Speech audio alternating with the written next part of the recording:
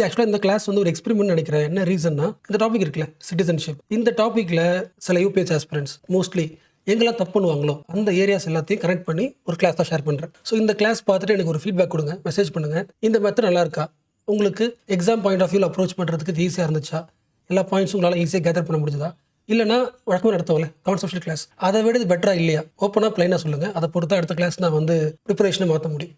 Okay, start பண்ணலாம். ஒரு country வந்து அவங்க நாட்டுக்குள்ளே இருக்கிற எல்லா ஹியூமன் பீயிங்கையும் ஒரே மாதிரி பார்க்கறது இல்லை. விச் மீன்ஸ் எல்லா ஹியூமன் பீயிங்ஸ்க்கும் எல்லா ரைட்ஸும் கொடுத்துறது கிடையாது. அப்போ யாருக்கு எல்லா ரைட்ஸும் தராங்க? அந்த கண்ட்ரியோட இல்லை சொசைட்டியோட ஃபுல் மெம்பராக இருந்தால் உங்களுக்கு ஃபுல் ரைட்ஸ் கிடைச்சிடும். அந்த ஃபுல் மெம்பராக அர்த்தம் you are the citizen of that country. அதுக்கு புரியுதுல? நீங்கள் ஒரு ஸ்கூலுக்கு போகிறீங்க, இல்லை ஆஃபீஸ்க்கு போகிறீங்க, இல்லை காலேஜுக்கு போகிறீங்க, உங்களுக்கு ஒரு ஐடி கார்டு கொடுப்பாங்க. What is the simple of ID card? அந்த ஸ்கூலில், அந்த ஆஃபீஸில், அந்த காலேஜில் நீங்கள் ஒரு ஃபுல் டைம் மெம்பர், உங்களுக்கு நிறைய ரைட்ஸ் உண்டு.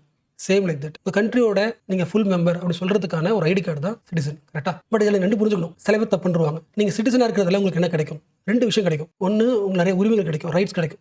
முக்கியமாக பொலிட்டிக்கல் ரைட்ஸ் சொல்லலாம், சிவில் ரைட்ஸ் சொல்லலாம், இல்லை ஓட்டிங் ரைட்ஸ் சொல்லலாம். நீங்கள் ஓட்டு போகிற உரிமையும் கிடைக்கும், இல்லை நீங்கள் எலெக்ஷன் நிற்கிற உரிமையும் கிடைக்கும், இல்லைனா கவர்மெண்ட்டை கேள்வி கேட்கவும் முடியும். எல்லா சிவில் ரைட்ஸும் கிடைக்கும். அட் சேம் டைம் அந்த கண்ட்ரிக்கு நீங்கள் லாயல்ட்டியாக இருக்க வேண்டிய கடமை இருக்குது உங்களுக்கு, விச் மீன்ஸ் டியூட்டிஸும் இருக்குது. ஸோ எப்போல்லாம் சிட்டிசன்ஷிப்ன்ற வார்த்தை பார்க்குறீங்களோ ரெண்டு ஐடியா நான் வந்துடும். You have some rights, you also have some duties.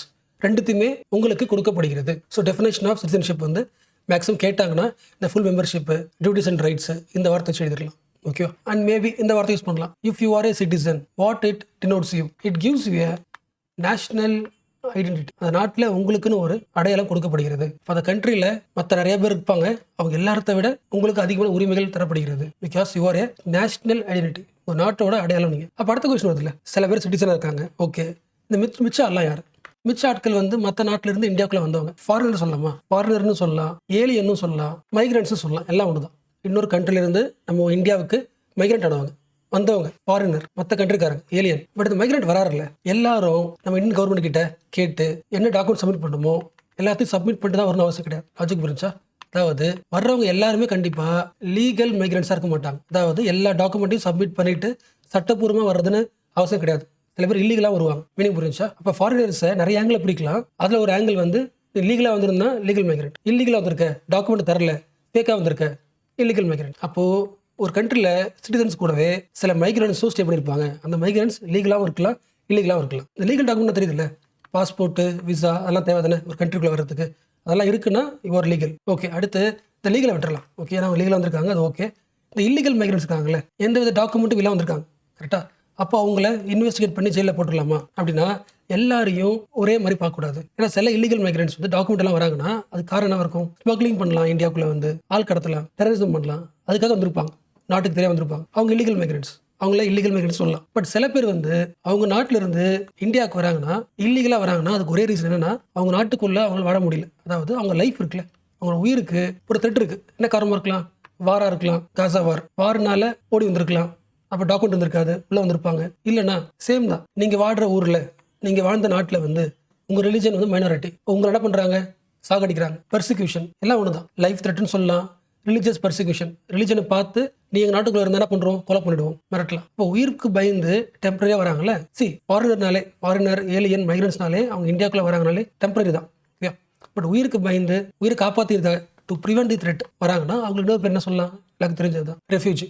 Logic புரிஞ்சா? அப்போ எல்லா இல்லீகல் மைக்ரண்ட்ஸ் ஒரே ஒரு பார்க்காதீங்க. சில இல்லீகல் மைக்ரண்ட்ஸ் தன்னோட உயிரை சேஃப்கார்ட் பண்ணிட்டு தான் இருப்பாங்க. They are called as refugees. உங்களுக்கு செய்ய முடியல. அப்போ இந்த மைக்ரண்ட்ஸ்ன்ற வார்த்தை நீங்கள் வந்து இதுக்கப்புறம் இங்கே பார்த்தீங்கன்னா அட்லீஸ்ட் ஒரு 3 ஆங்கிள் அவங்க வரணும். லீகலாக வந்திருப்பாங்க, டாக்குமெண்ட் கொடுத்து. ஓகே, டாக்குமெண்ட் கொடுத்து வந்தனால இவங்களுக்கு இந்தியாவுக்குள்ள இருக்கும்போது சில உரிமைகள் உண்டு, ரைட்ஸ் உண்டு. ஓகேவா? பட் இல்லீகல் மைக்ரண்ட்ஸ்க்கு ரைட்ஸ் கிடையாது. ஓகேவா? பட் யாருக்கு ரைட்ஸ் தரலாம்? இந்த இல்லீகல் மைக்ரண்ட்ஸ்ல ரெஃப்யூஜிக்கு தரலாம்ல. எஸ், ரெஃப்யூஜிஸ் ரைட்ஸ் உண்டு, இவனுக்கு கொடுத்துருக்கு. பட் அந்த ஆக்ட், அந்த அதிகாரத்தை இவங்க நம்ம தரல. அதாவது இந்தியா வந்து ரெஃப்யூஜி சேஃப்கார்ட் பண்றதுக்கு இல்லை அவங்க சம்மந்தப்பட்ட ரூல்ஸை உருவாக்குறதுக்கு எந்த சட்டம் இன்னும் போடல. நம்ம ரெஃப்யூஜ் சம்மந்தப்பட்ட ஆக்ட் இந்தியாவில் போடல. அப்போ என்ன ஆக்ட்லாம் இருக்கு? சிட்டிசன்ஷிப் பற்றி ஆக்டை பற்றி நீங்கள் யோசிக்கணும்னா 3 ஆக்ட் தான். ஒன்று வந்து சிட்டிசன்ஷிப் ஆக்ட் 1955 ஒன்று. ரெண்டாவது பாஸ்போர்ட் ஆக்ட் 1926 நினைக்கிறேன். எஸ், 26 20 தெரியல, பட் 1920s வரும், 20 வச்சுக்கலாம். அப்புறம் ஃபாரினர்ஸ் ஆக்ட் 1946. இந்த 3 ஆக்டுக்கு டிஃபரன்ஸ் புரிஞ்சுல? நீங்கள் இந்தியாவில் வாடுறீங்க, நீங்கள் இந்தியாவோட சிட்டிசனா இல்லையா, இல்லை உங்கள் சிட்டிசன்ஷிப்பை எடுத்துக்கலாமா, இல்லை உங்களுக்கு புதுசாக கொடுக்கலாமா, அதை பற்றி எல்லா ரூல்ஸும் இதில் இருக்குமா? உங்களோட குடியுரிமை பற்றி பேசுறது. இப்போ இந்தியா இருக்குன்னா இந்தியாவோட சிட்டிசன்ஷிப் எப்படி இருக்கும் அதை பற்றி பேசுறது ஃபர்ஸ்ட் ஆக்ட். ஒரு ஃபாரினர் வராரு, அவருக்கு பாஸ்போர்ட்லாம் என்னென்ன ரூல்ஸ் தரணும், அதை பற்றி பேசுகிற பாஸ்போர்ட் ஆக்ட். அந்த ஃபாரினோட ரைட்ஸ் என்ன, அவருக்கு என்னென்ன ரூல்ஸ்லாம் உண்டு பேசுறது ஃபாரினர்ஸ் ஆக்ட். இப்போ நான் உங்களுக்கு ஒரு கொஸ்டின் கேட்குறேன். ஓகே, லாஜிக்கலாக சில பேர் தப்பு பண்ணுவாங்க, பட் நீங்கள் லாஜிக்கலாக வச்சு ஆன்சர் பண்ண முடியும். ஓகேவா? உங்களுக்கு நீ இந்தியாவில் வாட போகிறீங்க. ஓகேவா? உங்களுக்கு இந்தியாவோட குடியுரிமை வேணும்னா உங்களுக்கு எந்த மினிஸ்ட்ரி அதை கொடுக்கும்? எந்த ஆக்ட் தெரிஞ்சு போச்சு, இந்த ஆக்ட் வழியாக ஃபைல் அப்ளை பண்ணுவீங்க. ஓகே, எந்த மினிஸ்ட்ரி கொடுக்கும்? Ministry of home ministry. அதே மாதிரி ஒரு ஃபாரினர் உள்ள வராருன்னா அந்த ஃபாரினருக்கு என்ன ரைட்ஸ் இருக்குது, என்ன ரூல்ஸ் இருக்குது, அதை பார்க்குறதும் சேம் ஹோம் மினிஸ்ட்ரி தான். என்ன சொல்ல புரிஞ்சா, சிட்டிசன்ஷிப் ஆக்ட் இந்த ஒரு ஆக்டும் ஃபாரினர்ஸ் ஆக்ட் இருக்குல்ல, இந்த 2 ஆக்டும் கம்ஸ் அண்டர் விச் மினிஸ்ட்ரி? இந்த 2 ஆக்டும் யாரோட கண்ட்ரோலுக்கு வருது? இந்த 2 ஆக்டும் ஹோம் மினிஸ்ட்ரி. ஓகேவா? ஆனால் பாஸ்போர்ட் இருக்குல்ல, பாஸ்போர்ட் நிறைய கண்ட்ரிஸ் தருமா, இதை தனியாகவே மினிஸ்ட்ரி ஆஃப் எக்ஸ்டர்னல் அஃபேர்ஸ் பார்த்துக்கிறாங்க. இது மேபி எக்ஸாம் கேட்கலாம். ஸோ எக்ஸ்டர்னல் அஃபேர்ஸ் மினிஸ்ட்ரியும் சிட்டிசன்ஷிப்ல வேலை பண்ணுது. என்ன வேலை? பாஸ்போர்ட் சம்பந்தப்பட்ட டியூட்டிஸை பண்ணுது. ஓகேவா? இப்போ அடுத்த ஒரு முக்கியமான கொஸ்டின் ட்ரை பண்ணுங்க. இப்போ நீங்க ஒரு இல்லீகல் மைக்ரண்ட். ஓகேவா? இல்லீகல் மைக்ரண்ட் சம்பந்தப்பட்ட இந்தியாவில் ஆக்ட் கிடையாது. ஒரு வேலை உங்களை பனிஷ் பண்ணணும், இல்லை உங்க ஊருக்கே திருப்பி அனுப்பிடணும், ஏதோ பண்றாங்க வச்சுக்கலாம். இந்த 3 ஆக்ட்ல எந்த ஆக்டுக்கு நீங்க வரலாம்? யோசிக்க முடியல, ஈஸியில் எஸ், ஃபாரினர்ஸ் ஆக்ட். என்ன சொல்ற புரிஞ்சா? இப்போ அசாமில் நிறைய மைக்ரன்ஸ் வராங்களா? எங்கே வராங்க? பங்களாதேஷ்லேருந்து அசாமுக்குள்ள வராங்க. கிளாஸில் பார்த்துருப்போம். அப்போ அவங்க எல்லாரையுமே பிடிச்சி ஜெயிலில் போடலாமா, இவங்க விசாரிக்கலாமா அப்படின்னு சில போலீஸுக்கு ஒரு அதிகாரம் கிடைக்குதுல்ல, எந்த மினிஸ்ட்ரி பண்ணும்? Ministry of home affairs. எந்த ஆக்ட் வழியாக பண்ணும்? ஃபாரினர்ஸ் ஆக்ட் வழியாக பண்ணும். லாஜிக் புரிஞ்சுல? இப்போ இல்லீகல் மைக்ரன்ஸ்க்கு தனி ஆக்ட் போடாத வரைக்கும் ministry of home foreigners act வழியாக பார்த்துக்குது. ஓகேவா? ஸோ ஆல்மோஸ்ட் எல்லாம் சொல்லிட்டேன். பட் இந்த வார்த்தை முக்கியம். சில பேருக்கு டவுட்டாக இருக்கும். இவர் ஒரு ஃபாரினர் இந்தியாவுக்கு வராரு. எதுக்கு வராரு? தன்னோட கண்ட்ரியில் அவர் உயிருக்கு த்ரெட் இருக்கு, அதனால வராரு. எப்படி வராரு? இல்லீகலா வராரு. இப்போ பேர் என்ன? ரெஃப்யூஜி. இதே சிச்சுவேஷன், இவருக்கு த்ரெட் இருக்கு, இந்தியாவுக்கு வராரு, பட் இல்லீகலா வரல. நம்ம கவர்மெண்ட் கிட்ட ரெக்வஸ்ட் கேட்டு எங்க நாட்டில் இருக்க முடியல, நான் உங்க நாட்டில் ஸ்டே பண்ணிக்கிட்டுமா, எங்க நாட்டில் எனக்கு பிரச்சனை இருக்கு அப்படின்னு சொல்லிட்டு கவர்மெண்ட் ரெக்வஸ்ட் பண்ணி வராங்கன்னா அவர் கேட்கறது என்ன? அசைலம். ஸோ ரெஃப்யூஜிக்கும் அசைலமுக்கும் டிஃபரன்ஸ் புரிஞ்சா?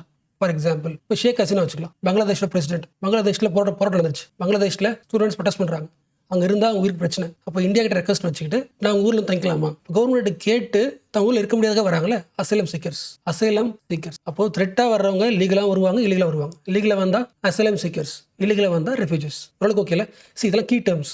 சிட்டிசன்ஷிப்பில் பற்றி இது வரைக்கும் ஒரே கொஸ்டின் கேட்டிருக்காங்க, பட் அதெல்லாம் விட்டுற முடியாதுல்ல. ஸோ அட்லீஸ்ட் பேசிக்ஸாக டேர்ம்ஸ்லாம் முக்கியம். ஏன்னா இப்போ லாஸ்ட் ஒரு 1 இயராகவே உங்களுக்கு தெரியும்ல, சிட்டிசன்ஷிப் பற்றி அடிக்கடி பேப்பரில் பார்க்கலாம்ல, அதனால உங்களுக்கு இது சம்மந்தப்பட்ட பேசிக்ஸ் தெரியணும். ஸோ இந்த டேர்ம் டெஃபினேஷன் சில பேருக்கு கன்ஃபியூஸ் ஆகிடுவாங்க. அது முடிஞ்சிச்சு, பட் இன்னும் நிறையா இருக்குது. ஸ்டார்ட் பண்ணலாம். ஸோ ஒரே ஒரு கொஸ்டின் கேட்டு கண்டினியூ பண்ணலாமா? ரொம்ப ஈஸி தான், ட்ரை பண்ணுங்க. உங்கள் நாட்டில் டிசாஸ்டர் வெள்ளம் வந்துருச்சு, அதனால இந்தியாவுக்குள்ள ஸ்டே பண்றீங்க. நீங்க யாரா இருக்கலாம்? அசைலமாவும் இருக்கலாம், ரெஃப்யூஜாவும் இருக்கலாம். யோசிக்க முடியுதுல? எஸ். இன்னொரு பாயிண்ட் ரிவிஷன் தான். சிட்டிசனுக்கும் ஃபாரினருக்கும் இந்தியாவில் ஒரே ரைட்ஸா? கிடையாதுல்ல. நான் வச்சுங்க, ஃபுல் ரைட்ஸ் யாருக்கு உண்டு? அந்த கண்ட்ரியோட சிட்டிசனுக்கு மட்டும்தான். ஃபாரினருக்கு limited rights and you have some restrictions also.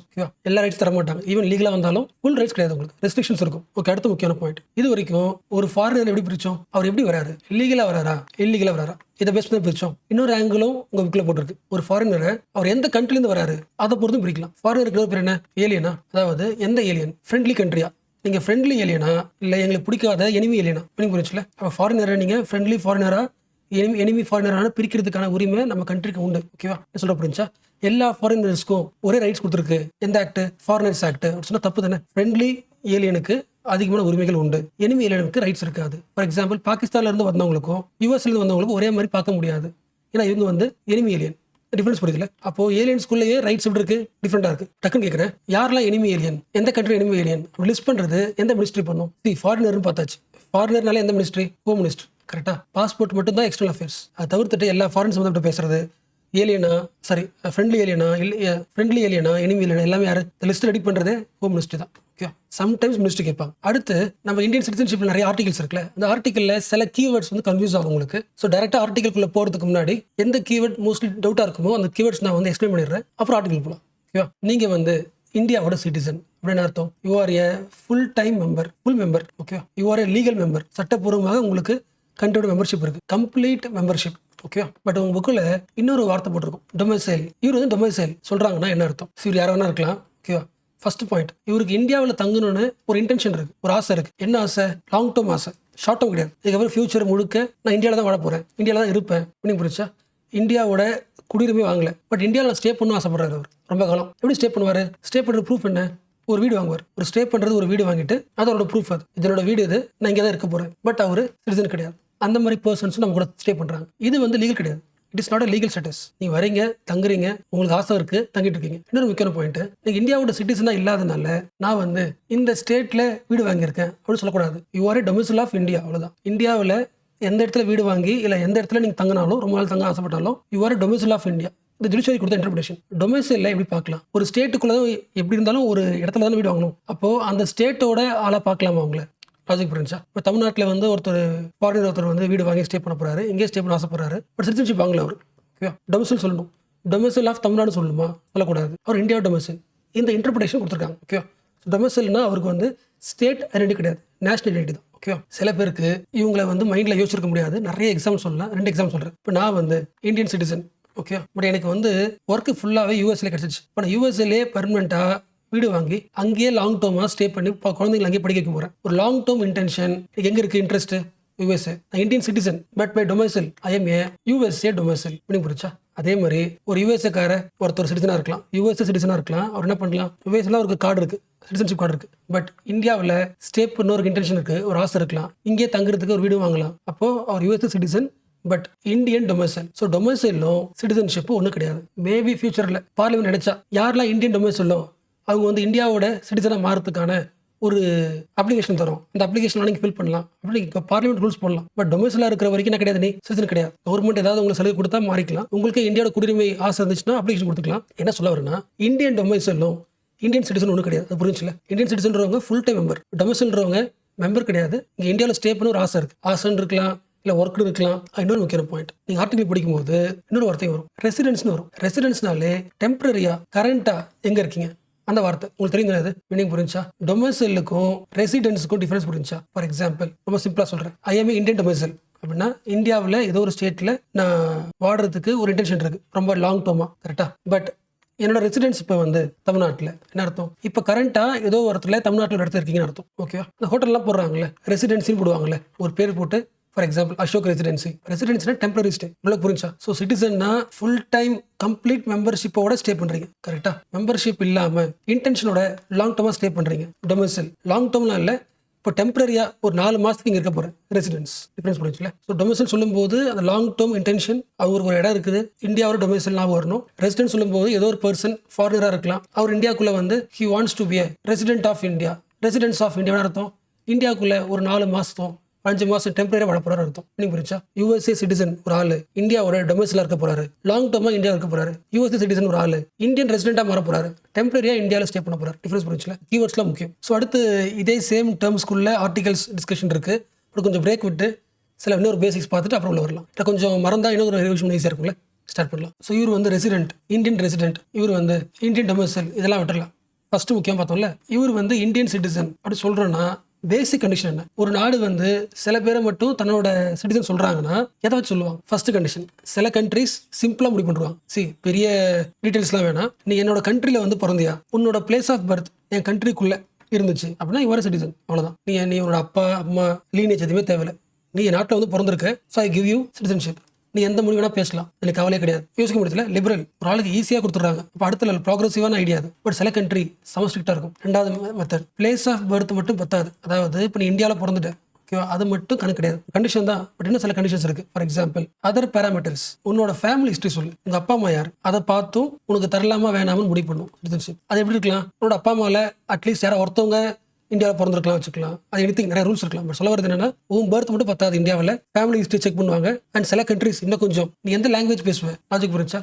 For example பேரண்ட்ஸ்லாம் விஷயம் கிடையாது, ஓகே நீ பிறந்துட்ட, ஓகே நீ என்ன ரிலிஜன் ஃபாலோ பண்ற, எந்த லாங்குவேஜ் பேசுவேன், இதை பார்த்து கொடுப்பாங்க. இது கன்சர்வேட்டிவ் தானே? அதாவது இந்த கண்ட்ரியில் குடியுரிமை வாங்குறது ரொம்ப கஷ்டம், எக்ஸ்ட்ரீம். அப்போ சில கண்ட்ரீஸில் சிட்டிசன்ஷிப் வாங்குறது ரொம்ப லிபரல், ஈஸியாக இருக்கும். சில கண்ட்ரீஸில் நிறைய கண்டிஷன்ஸ் இருக்கும். இங்கே பிறந்தா மட்டும் பார்த்தாது, ஃபேமிலி ஹிஸ்ட்ரி பார்ப்பாங்க, ஒரு ரிலிஜன் லாங்குவேஜ்லாம் பார்ப்பாங்க. ஏதாவது ஒன்று இல்லைனா கூட என்ன பண்ணுவாங்க, நாட்டை விட்டு விளையாடிடுவாங்க. நான் தமிழ்நாடு வந்து இன்னும் எக்ஸ்ட்ரீம். தமிழ்நாடு மட்டும் கிடையாது, எக்ஸாம்பிள் சொல்கிறேன். பக்கத்து ஸ்டேட் இருக்குல்ல, கேரளா, கர்நாடகா, ஒரே கண்ட்ரி.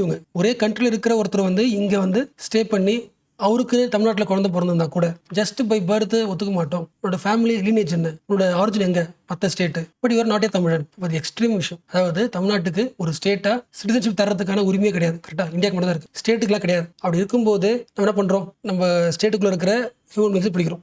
ப்ராக்டிக்கலாக நிறைய ரீசன் இருக்கலாம், பட் பாலிட்டி ஆங்கிள், ஓகே இந்தியாவோட பாலிட்டி ஆங்கிள் பார்க்கும்போது இந்த டிஃபரன்ஸ் பண்றோம். ஓகே அகைன் சொல்லலாமா, நான் உன்னோட நேஷனாலிட்டி பார்க்க மாட்டேன், லாங்குவேஜ் பார்க்க மாட்டேன், ரிலிஜன் பார்க்க மாட்டேன், இதெல்லாம் விஷயமே கிடையாது. முக்கியமா உன்னோட பேரண்ட்ஸோட லீனேஜ் பார்க்க மாட்டேன், உன்னோட பிளேஸ் ஆஃப் பர்த் மட்டும் தான் பார்ப்பேன். இந்த ஐடியாவுக்கு பேர் என்ன? It is a liberal idea. இதுக்கு பேர், இதெல்லாம் தப்பான மாட்டீங்கன்னு தெரியும் எனக்கு, ஈஸி தான், ஜஸ்ட் சாலிஸ். ஜஸ்ட் என்னோட மண்ணில் வந்து பிறந்திருக்கேன், அதனால் அதுவே போதும், எங்கள் மண்ணில் பிறந்தனால குடிமை உண்டு, ஜஸ்ட் சாலிஸ். இல்லை இது எல்லாத்தையும் பார்த்து தான் உங்களுக்கு கொடுப்பேன் அப்படின்னா அந்த கண்ட்ரி ஃபாலோ பண்ணுறது ஜஸ்ட் சாங்குவினிஸ், லீனியேஜ், மற்ற அதர் பேராமீட்டர்ஸ் பார்ப்போம். இந்தியா அதை ஃபாலோ பண்ணுது சாங்குவினிஸ் கண்டிப்பாக பார்க்கும். என்ன ரீசன்? பங்களாதேஷ்லேருந்து நீ இந்தியாவுக்கு வந்திருப்ப இல்லீகலா, இங்கே வந்து குழந்தை பெற்றிருப்ப, அப்போ இல்லீகல் மைக்ரேட்டிங் நாங்கள் அக்செப்ட் பண்ண முடியும். இது நிறைய எக்ஸாம்பிள் தருவாங்க இந்தியா. ஸோ இந்தியாவில் பிறந்ததுனால மட்டும் you not become a Indian citizen. அது நான் வச்சுங்க மீனிங் புரிஞ்சா? நீங்கள் 2K கிட்ட இருக்கீங்கன்னா நீங்கள் இந்தியாவில் பிறந்ததுனால மட்டும் உங்களுக்கு இந்தியன் சிட்டிசன் தரல. உங்களோட அப்பாவும் 1980s இருக்கலாம், 70s இருக்கலாம், அவங்களும் இந்தியாவில் பிறந்ததுனால கொடுத்துருக்காங்க. ஸோ ஆல்மோஸ்ட் எல்லா பேசிக் டேர்ம்ஸும் முடிச்சாச்சு. இப்போ சிட்டிசன்ஷிப் பற்றி இந்தியாவோட கான்ஸ்டியூஷன் என்ன சொல்லியிருக்காங்கன்னு பார்க்கலாம். சி அண்ட் ஆல்சோ எல்லா டேர்ம்ஸும் முடிக்கல. ஃபார் எக்ஸாம்பிள் நான் இன்னொரு இன்ட்ரோ பண்ணுறேன். சி உங்களுக்கு தெரியும் தான், but responsibility who is NRI இதிலே போட்டிருக்கு பாருங்க. அதனால நான் சொல்ல நான் ரெசிடென்ட் இந்தியன். கரெக்டாக இவர் இந்தியன் தான், பட் கரண்ட்டாக டெம்பரரியா இவர் இந்தியாவில் ரெசிடென்ட்டாக இல்லை, நான் ரெசிடென்ட். மீனிங் புரிஞ்சா? இவர் இந்தியன் தான், பட் இப்போ டெம்பரரி அட்ரஸ், கரண்ட் அட்ரஸ் இந்தியாவில் இல்லை. ஸோ இவர் நான் ரெசிடென்ட் இந்தியன். ஃபார் எக்ஸாம்பிள் இப்போ நீ வந்து இந்தியாவில் இருக்க, இவர் இந்தியன் சிட்டிசன், நீ ஒரு டூருக்கு போகிற வச்சுக்கலாம், மலேசியா டூர் போகிற, வரதுக்கு 10 days ஆக வச்சுக்கலாம். அப்போ அந்த 10 daysலேயே உன்னை NRI சொல்லிடுவாங்களா? பிகாஸ் நான் ரெசிடென்ட் நீ இந்தியாவில் இப்போ இல்லை, பட் அப்படி கிடையாது. அப்போ யார் நான் ரெசிடென்ட்னு இந்தியாவில் நிறைய ஆக்ட் டிஃபைன் பண்ணுது. 2 act. First income tax act இருக்குல்ல, 1961. இந்த ஆக்ட் என்ன சொல்லுதுன்னா, ஒரு இந்தியன் சொல்ல அர்த்தம் ஹிஸ் சிட்டிசன். ஒரு இந்தியன் சிட்டிசன் வெளிநாட்டில் 182 நாளுக்கு மேலே அப்படின்னு அர்த்தம். 6 மாதம் வச்சுக்கலாமா? எஸ், ஒரு 6 மாதத்துக்கு மேலே 182 நாளுக்கு மேலே இந்தியாவில் இல்லாமல் மற்ற கண்ட்ரியில் இருக்காருன்னா ஒரு ஆட்டோமேட்டிக்காக என்ன மாறுவார்? இந்தியாவில் ஒரு இல்லை, இந்தியன் சிட்டிசன் வெளியே போயிருக்காரு, his NRI. So example use பண்ணிக்கங்க. இன்னொன்று இருக்குது, பட் அது கொஞ்சம் பிளராக இருக்கும். FEMA act, foreign exchange management act. ஒரு இந்தியன் வந்து கரெக்டாக டிஃபைன் பண்ணாமல் அன்சர்டைன் டியூரேஷன், அதாவது எவ்வளோ நாளைக்கு இங்கே இந்தியா இருக்க மாட்டேன் அப்படின்னு சொல்லாமல் அன்சர்டைன் பீரியட், அவருக்கே தெரியாத அளவுக்கு ரொம்ப காலமாக ஒரு ஃபாரின் இருக்காரு அப்படின்னா NRI. இது புரிஞ்சுல? NRI is Indian citizen, Indian தான் அவர், பட் அவரோட டெம்பரரி அட்ரஸ், கரண்ட் அட்ரஸ் இந்தியாவில் இல்லை 6 மாசமா. அண்ட் OCA உங்களுக்கு தெரியும் நினைக்கிறேன். ஸோ இதெல்லாம் சிம்பிள் கான்செப்ட்ஸ் தான், லாஸ்ட்டில் சொல்கிறேன். இப்போ கான்ஸ்டியூஷனுக்குள்ளே போயிடலாம். நீங்கள் ஃபஸ்ட்டு தெரிஞ்சுக்க வேண்டிய பாயிண்ட், ஒரு டைம் லைன் போடுறேன். இது வந்து இயர் வச்சுக்கலாம், 1950 வச்சுக்கலாம். ஏன் இதை 1950 மார்க் பண்ணுறேன்? 1950 தான் இந்தியாவோட கான்ஸ்டியூஷன் என்ன ஆகுது, இம்ப்ளிமெண்ட் ஆகுது. ஓகேவா? ஸோ நம்மளோட சிட்டிசன்ஷிப் பாயிண்ட்ஸ்லாம் புரிஞ்சுக்கிறதுக்கு ஃபர்ஸ்ட் மைல் ஸ்டோன் இந்த டேட் முக்கியம், 1950. நம்ம இந்தியன் கான்ஸ்டியூஷன் நம்ம எல்லாருக்கும், ஃபார் எக்ஸாம்பிள் நான் வச்சுக்கலாம், நான் எப்படி இந்தியன் சிட்டிசனாக மாறுறது, அதுக்கு கான்ஸ்டியூஷனல் ரூல்ஸ் இருக்கா கேட்டால் இல்லை. யாருக்கெல்லாம் இருக்குது? யாரெல்லாம் 1950க்கு முன்னாடி 1949 வச்சுக்கலாம், இதுக்கு முன்னாடி யாரெல்லாம் பிறந்துருக்காங்களோ இவங்க இந்தியன் சிட்டிசனா அப்படி தெரிஞ்சுக்கணும்னா you have to check the constitution. கான்ஸ்டியூஷன்ல பார்ட் 2 செகண்ட் வால்யூம் எடுத்து ஜென்ரலாக சொல்கிறேன், ஆர்டிகல் 5லேருந்து 11 இதுக்குள்ள இந்தியாவில் யார் சிட்டிசன் அதை பற்றி பேசியிருக்காங்க. கான்ஸ்டியூஷனில் பேசின இந்த எல்லா ஆர்டிகலுமே யாரை பற்றி பேசுது, யாருக்காக பேசுது? 1950க்கு முன்னாடி யாராவது பிறந்திருக்காங்கன்னா அவர் இந்தியன் சிட்டிசனா, அதுக்கான கண்டிஷனை பேசுறது தான் கான்ஸ்டியூஷன். 1950க்கு அப்புறம் யாராவது பிறந்திருக்காங்கன்னா அவங்களுக்கு நம்ம கான்ஸ்டியூஷனில் ரூல்ஸ் இல்லை. அப்போ நம்மளோட கிரைட்டீரியா முடிவு பண்ணுறதுக்கு ஒரு ஆக்ட் இருக்குது, சிட்டிசன்ஷிப் ஆக்ட் 1955. மீனிங் புரிஞ்சுல? 2 டிஃபரன்ஸ் புரிஞ்சுக்கணும். அப்போ ஒரு 2K கிட்ட வச்சுக்கலாம். ஒரு 2K கிட்ட இப்போ பிறக்கிறாங்க, அவர் இந்தியன் சிட்டிசனா இல்லையா அப்படின்னு நீங்கள் ரூல்ஸ் செக் பண்ணணும்னா எந்த ஆக்ட் உங்களுக்கு இம்ப்ளிமெண்ட் ஆகுது? கான்ஸ்டியூஷனில் உங்களுக்கு பாயிண்ட்ஸ் கிடையாது. You have to follow the Citizenship Act 1955. Parliament சப்போர்ட்டோட தான் உங்களுக்கு கிடைக்குது. We are getting the Indian citizenship. Logic புரிஞ்சா? நீ இந்தியாவில் பிறந்துட்ட, நீ இந்தியன் சிட்டிசனா, உனக்கு என்ன குவாலிஃபிகேஷன் அப்படின்னா ஃபர்ஸ்ட் உன்னோட இயர் சொல்லு. 1950க்கு மேலே பிறந்திருக்கியா? அப்போ உன்னோட குவாலிஃபிகேஷன் செக் பண்ணுறதுக்கு சிட்டிசன்ஷிப் ஆக்ட் 1955 பார். 1950க்கு முன்னாடி பிறந்த ஆளா நீ? அப்போ உனக்கு வந்து கான்ஸ்டியூஷனில் ஆர்டிகல்ஸே இருக்குது. ஒவ்வொரு ஆர்டிக்கலுமே உனக்கு உன்னோட குவாலிஃபிகேஷன் சொல்லுது. அந்த குவாலிஃபிகேஷன் இருந்துச்சுன்னா இவர் Indian citizen. Okay, so first என்ன பண்ணலாம்னா 1950ஸ்க்கு முன்னாடி ஒருத்தவங்க இந்தியாவில் பிறந்திருக்காங்கன்னா அவங்க இந்தியன் சிட்டிசனாக இருக்கணும்னா வாட் இஸ் தி குவாலிஃபிகேஷன், அதை ஃபர்ஸ்ட் பார்க்கலாம். ஃபர்ஸ்ட்டாக பார்க்கலாம். ஓகே, சரி, ஆக்சுவலாக ரொம்ப பிளராக சொல்லிட்டேன். 1950 கிடையாது, 26th January 1950. இதுக்கு முன்னாடி 25th பிறந்திருந்தாலும் நீங்கள் இந்தியன் சிட்டிசனா இல்லையான்னு செக் பண்ணுறதுக்கு you have to follow the rules of constitution. கரெக்டாக 26க்கு மேலே பிறக்கிறீங்க அப்படின்னா 1955 ஆக்ட். இது அப்புறம் பார்க்கலாம். ஃபர்ஸ்ட் இதுக்கு முன்னாடி இருக்கிறத பார்க்கலாம். ஸோ ஆர்டிகல் 5 பார்க்கலாம். பட் அதுக்கு முன்னாடி இன்னும் 2 பாயிண்ட் பேசிக்ஸ். இந்தியன் கான்ஸ்டியூஷனில் அடிக்கடி அண்டுன்னு ஒரு வார்த்தை வரும், 600 வார்த்தை வரும். அதாவது உனக்கு பேசுகிற உரிமை இருக்குது அண்ட் அமைதியாக இருக்கிற உரிமை இருக்குது. இந்த அண்டை தூக்கிட்டு 6 வச்சுக்கலாம். டிஃபரன்ஸ் புரியுதுல? உனக்கு 2மே உண்டு. சில ஆர்டிகல்ஸில் வந்து அண்டு போட்டிருப்பாங்க, இதுவும் சாட்டிஸ்ஃபை பண்ணணும் அண்ட் ஆல்சோ இது சாட்டிஸ்ஃபை பண்ணணும். 2 சாட்டிஸ்ஃபை இருந்துச்சுன்னா உனக்கு ஓகே, 2 உரிமை கிடைக்குது. 6 போட்டால் இல்லை ஏதாவது ஒரு உரிமை தான் உனக்கு கிடைக்கும். உனக்கு புரிஞ்சா? இந்த அண்டு ஆர் மோஸ்ட் இம்பார்ட்டன்ட். அடுத்தது இது புரிஞ்சுல? எஸ், இப்போ இந்தியன் சிட்டிசன்ஷிப்பில் ஒரு பாயிண்ட் இப்போ சொன்னல, இந்தியாவோட கான்ஸ்டியூஷன் 1950க்கு முன்னாடி யாரெல்லாம் பிறந்தாங்களோ அவங்கள பற்றி தான் பேசணும் பார்த்தோமா? So constitution Jan 26, 1950. இந்த கான்ஸ்டியூஷன் எப்போ இம்ப்ளிமெண்ட் ஆச்சோ அதுக்கு முன்னாடி இருந்த மக்களை பற்றி பேச சொல்கிறோம்ல, அது இங்கிலீஷில் ஒரே வார்த்தையில் கமென்ஸ்மெண்ட் ஆஃப் தி கான்ஸ்டியூஷன் சொல்லுவாங்க. இந்த வார்த்தை முக்கியம், மோஸ்ட் இம்பார்ட்டன்ட். ஓகேவா? கான்ஸ்டியூஷன் உங்களுக்கு தெரியும், அட் தி கமென்ஸ்மெண்ட் அர்த்தம் கான்ஸ்டியூஷன் எப்போ இம்ப்ளிமெண்ட் ஆச்சோ, அதாவது 26 ஜனவரி 1950. இப்போ அந்த டைம்ல அதுக்கு முன்னாடி யாரெல்லாம் இருந்தாங்களோ அவங்களோட சிட்டிசன்ஷிப் பத்தி பேசுறதா ஆர்டிகல் நம்பர் 5 பார்ட் 2ல ஃபர்ஸ்ட் ஆர்டிகல். அந்த சேம் கமென்ஸ்மெண்ட்டுக்கு தமிழ் வார்த்தை தொடக்க நிலையில் குடியுரிமை. அரசமைப்பு இப்போ தொடங்குச்சோ அந்த நிலைக்கு முன்னாடி இருக்கிறவங்களுக்கு என்ன குடியுரிமை, அதை பத்தி பேசுறது ஆர்டிகல் நம்பர் 5. ஸோ ஹெட்டிங் புரிஞ்சுல. இப்போ அடுத்த லைன் படிங்க, உங்களுக்கே புரியும். At the commencement of this constitution every person who has his domicile in the territory of India. Meaning புரிஞ்சா கோடு போட்டுடலாம். 1950க்கு முன்னாடி எந்தெந்த பர்சன்ஸ், எவ்ரி பர்சன் யாருக்கெல்லாம் இந்தியாவில் டொமைசைல் இருக்கோ, அதாவது ரொம்ப காலமா இங்க வாழ்றதுக்கான ஆசை இருக்கு, பிளஸ் வீடு இருக்கு வச்சுக்கலாம், அதாவது இங்க வாழ்ந்துட்டு இருக்கிறதுக்கு ப்ரூஃப் நீ யாரு, இந்தியன் சிட்டிசன். மீனிங் புரிஞ்சா என்ன சொல்ற புரிஞ்சுதா? ஆர்டிகல் 5 வந்து நீ இந்தியன் சிட்டிசனா ஏதாச்சும் சொல்லுது, உன்னோட டொமைசைலை பாக்குது. அதாவது 1950க்கு முன்னாடி இந்தியன் டெரிட்டரியில இந்தியாவில் நீ ரொம்ப காலமா தங்கிட்டு இருக்கியா, தங்குறதுக்கான இன்ட்ரெஸ்ட் இருக்கா, அதுக்கான ப்ரூஃப் இருக்கா, நீ ரொம்ப காலமா டொமைசைலா இருக்க அப்படின்னா your Indian citizen first.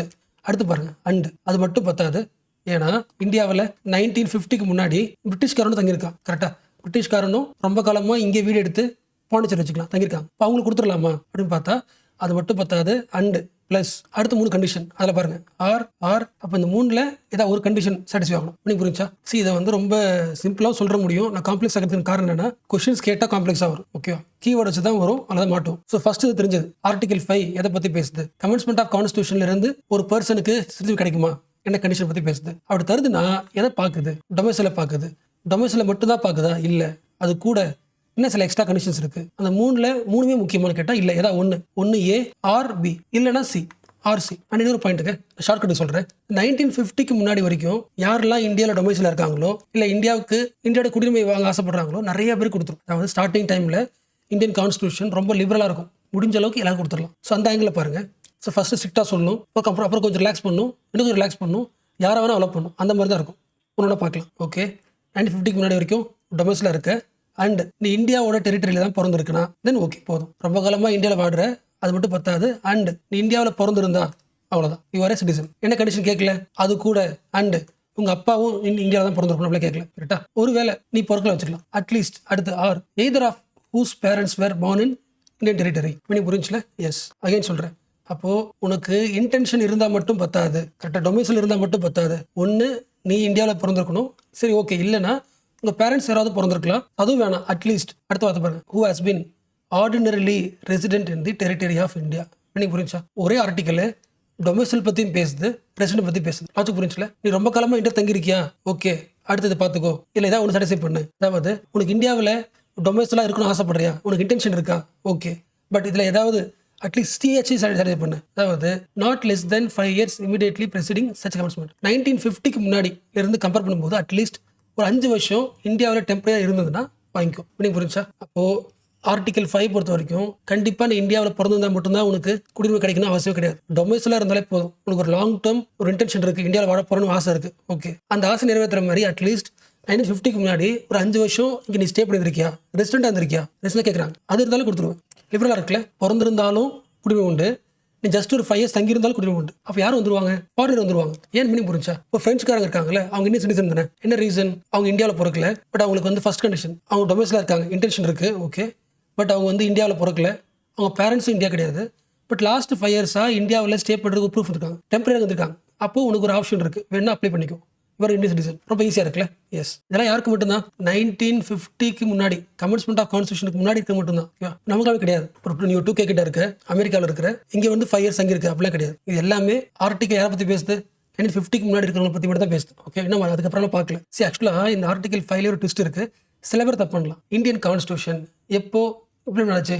Jan 26, 1950. அப்போ 1950ல உருவான இந்தியன் கான்ஸ்டியூஷன்ல நீங்க இந்தியன் டெரிட்டரியில பிறந்திருந்தா அப்படி கொடுத்துருக்குன்னா அந்த கான்ஸ்டியூஷன் இந்தியன் டெரிட்டரி எதை சொல்லுது? பாகிஸ்தானை சொல்லுமா? சொல்லாது. மீனிங் புரிஞ்சா? அதாவது அவங்க பேசுறது எதை?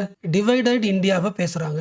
புரிஞ்சா? எஸ். ஃபர்ஸ்ட்லாம் இந்தியா ஃபுல்லா இருந்துச்சுல, அன்டிவைடட் சொல்லுவாங்களா, அன்டிவைடட் இந்தியா, பாகிஸ்தான் இந்தியா எல்லாரும் ஒன்று தானே, ஒரே பகுதி தானே, இந்தியா தானே. அப்போ இந்த ஆர்டிகல் பேசுறது, ஆர்டிகல் 5 பேசுறது வந்து டிவைடட் இந்தியா, பாகிஸ்தான் போயிடுச்சு, அதை பத்தி பேசல.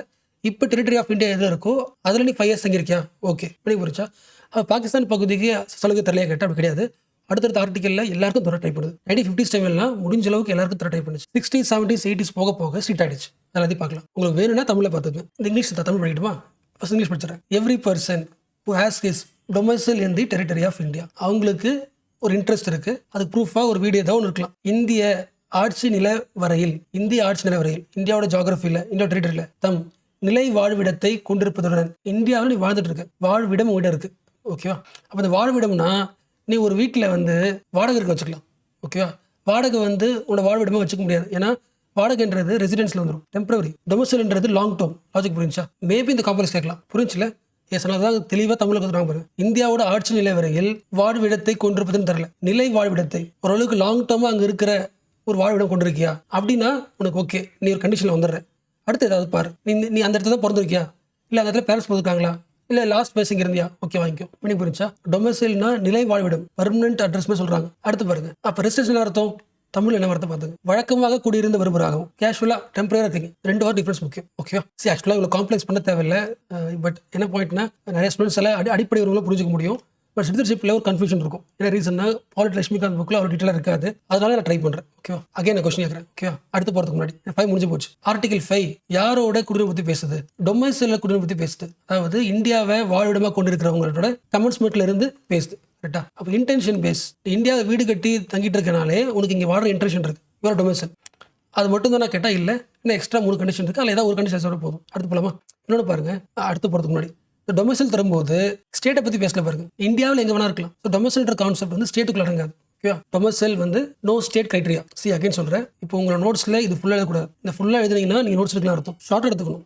நீங்கள் கிளாஸ் பார்க்குறீங்கனாலே நான் கிளாஸில் பிரேக் பண்ணி போசி. இப்போ இந்த பாயிண்ட் தான், இல்லை இதுக்கு முன்னாடி பார்த்த பாயிண்ட் தான் எல்லாம் எப்படி இருந்திருக்கும், லைன் லைனாக படிச்சிருப்பீங்க ஏதோ ஒரு புக்கில். ஓகேவா?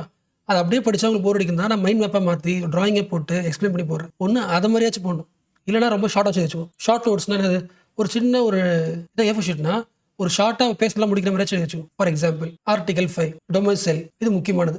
ப்ளஸ் அதாவது அண்டு பான் இல்லை பேரண்ட்ஸ் பான் இல்லைனா ரெசிடென்ட் ஆறு 5 years அவ்வளோதானே. இது 6 கண்டிஷன் முடிஞ்சு போச்சு. ரிவிஷன் வந்து ஈஸியாக இருக்கும். ஆர்டிகல் 5 வந்து டொமைசைல் அண்டு ஆர் இது ஏதாவது ஒன்று இருக்கணும், முடிஞ்சு போச்சு. அவரோட எக்ஸ்பீரியன்ஸ் எழுதிக்கலாம். என்ன சொல்ல வரேன்னா, உங்களுக்கு மைண்டுக்குள்ளே வந்த இன்ஃபர்மேஷனை நான் போர்டில் காமிச்ச மாதிரி அப்படியே எழுதினீங்கன்னா உங்களுக்கு புரிஞ்சிருக்கா, உங்களுக்கு தெரியாது. சம்திங் இன்னொரு டே பண்ணுங்க. ஓகே. அண்ட் ஆல்சோ இப்படி யோசிங்களேன், இந்த கான்ஸ்டியூஷனில் ஆர்டிகல் 5 எப்படி வந்திருக்கும்? ஜஸ்ட் லைக் எழுத மாட்டாங்கல்ல. கான்ஸ்டியூண்ட் அசம்பிளியில் டிபேட் நடக்குது, யாருக்கெல்லாம் குடியுரிமை தரலாம். இந்த டிபேட்ஸில் ஒவ்வொருத்தரும் பாயிண்ட் சொல்லுவாங்க, அந்த பாயிண்ட்டை செக்ரிகேட் பண்ணி ரெடி பண்ணுறோம். கரெக்டாக டிஸ்கஸ் பண்ணி தான் முடிவு பண்ணுறோம். அவள் கண்டிப்பாக இப்போ நீங்கள் யோசிங்க, இப்போ நீங்கள் கான்ஸ்டியூண்ட் அசம்பிளியில் இருந்தீங்கன்னா அடுத்த கேள்வி என்ன கேட்பீங்க?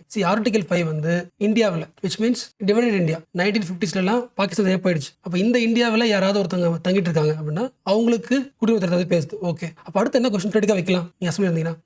இந்தியனா ஆக ஆசைப்படுறவன் கண்டிப்பாக இந்தியாவில் மட்டும் தான் இருக்கணும் அவசியமானு கேட்பாங்கல்ல. ஈவன் பாகிஸ்தானில் இருக்கிற சில மக்கள் என்ன பண்ணுவாங்க, இந்தியன் குடியுரிமை ஆசைப்படுவாங்கல்ல. மீனிங் புரிஞ்சா? 1940s செம்ம கலவரம் நடக்குது, கலவரம். இந்தியா பாகிஸ்தான் தனியாக பிரியுது. நீ ஆர்டிகல் 5 என்ன பண்ணிட்ட, இந்தியாவோட பகுதியில் டொமைசைல் இருக்கிறவங்க கொடுத்துட்ட. பட் சில பேர் இந்தியா பாகிஸ்தான் பிரிஞ்சு போனதுக்கு அப்புறம் இதை நீங்க பாகிஸ்தான் ஆக்கிட்டீங்க இந்த பகுதியை, பட் எனக்கு பாகிஸ்தான் ஸ்டேட்டஸ் தேவையில்லை, இந்தியன் ஸ்டேட்டஸ் தான் தேவை, அப்போ நான் இந்தியாவுக்கு வந்துடுறேன் அப்படின்னு வராங்க வச்சுக்கலாம். ஃபார் எக்ஸாம்பிள் 1947 வராங்க வச்சுக்கலாம். அவங்க ஸ்டே பண்ணது இந்தியாவா? இந்தியா கிடையாது இல்லை, ஏன்னா பாகிஸ்தானில் 1950 கான்ஸ்டியூஷன் பொறுத்த வரைக்கும் இந்த பகுதி என்னது பாகிஸ்தானில். இந்தியாவுக்கு வந்துட்டாங்க, அவங்க ஸ்டே பண்ண என்ன பண்ணல. ஆர்டிகல் 5 பொறுத்த வரைக்கும் நீ ரெசிடென்ட்டாக இருந்தாலும் தருவாங்க, பட் 5 years இருக்கணும்ல. 5 yearsனா 1945 வருது, உங்களுக்கு தெரியும்ல. அந்த இந்தியா பாகிஸ்தான் பார்ட்டிஷன் 1947 தான் நடந்துச்சு. 47 48 தான் அங்கிருந்து மக்களே வருவாங்க. அப்போ கண்டிஷன் 5 years ரெசிடென்ட்டாக இருக்க முடியாதுல்ல. அப்போ அந்த மக்களுக்கு என்ன பண்ணலாம்? அடுத்த ஆர்டிகல் டிஃபரன்ஸ் புரியுதா? மெமரி பண்ணுறதே கிடையாது, டிஸ்கஸ் பண்ணுறாங்க, யாருக்கெல்லாம் தரலான்னு பார்க்குறாங்க. நீ பிறந்திருந்தா ஓகே, அப்பா அம்மா இருந்தாலும் ஓகே, இல்லை இங்கே 5 years தங்கிருக்கியா ஓகே, பட் இங்கே பேசாதீங்க. பாகிஸ்தான் சில பேர் வந்திருப்பாங்களே பார்ட்டிஷனில், இங்கே இருக்கிற முஸ்லீம் சில பேர் எப்படி அங்கே போனாங்களோ கண்டிப்பாக அங்கே இருக்கிற ஹிந்துஸ் என்ன பண்ணிருக்கலாம், இங்கே வந்திருக்கலாம். இல்லை அங்கே இருக்கிற முஸ்லீம்ஸ் என்ன பண்ணிருக்கலாம், சில பேர் இங்கே வந்திருக்கலாம். அவங்கள பற்றி யோசிங்க. அது article 6 rights of the citizenship of certain persons who have migrated to India from Pakistan. Difference பண்ணுச்சுல. ஆர்டிகல் 5 வந்து சிட்டிசன்ஷிப் பேஸ்ட் ஆன் டொமைசைல், 6 வந்து பேஸ்ட் ஆன் மைக்ரேஷன். அது புரிச்சுல. இங்கே தங்கி இருக்கிறவங்களுக்கும் கொடுத்தாச்சு, மைக்ரேஷன் ஆகி வராங்களே அவங்களும் தனி ஒரு ஆர்டிகலே கொடுத்தாச்சு.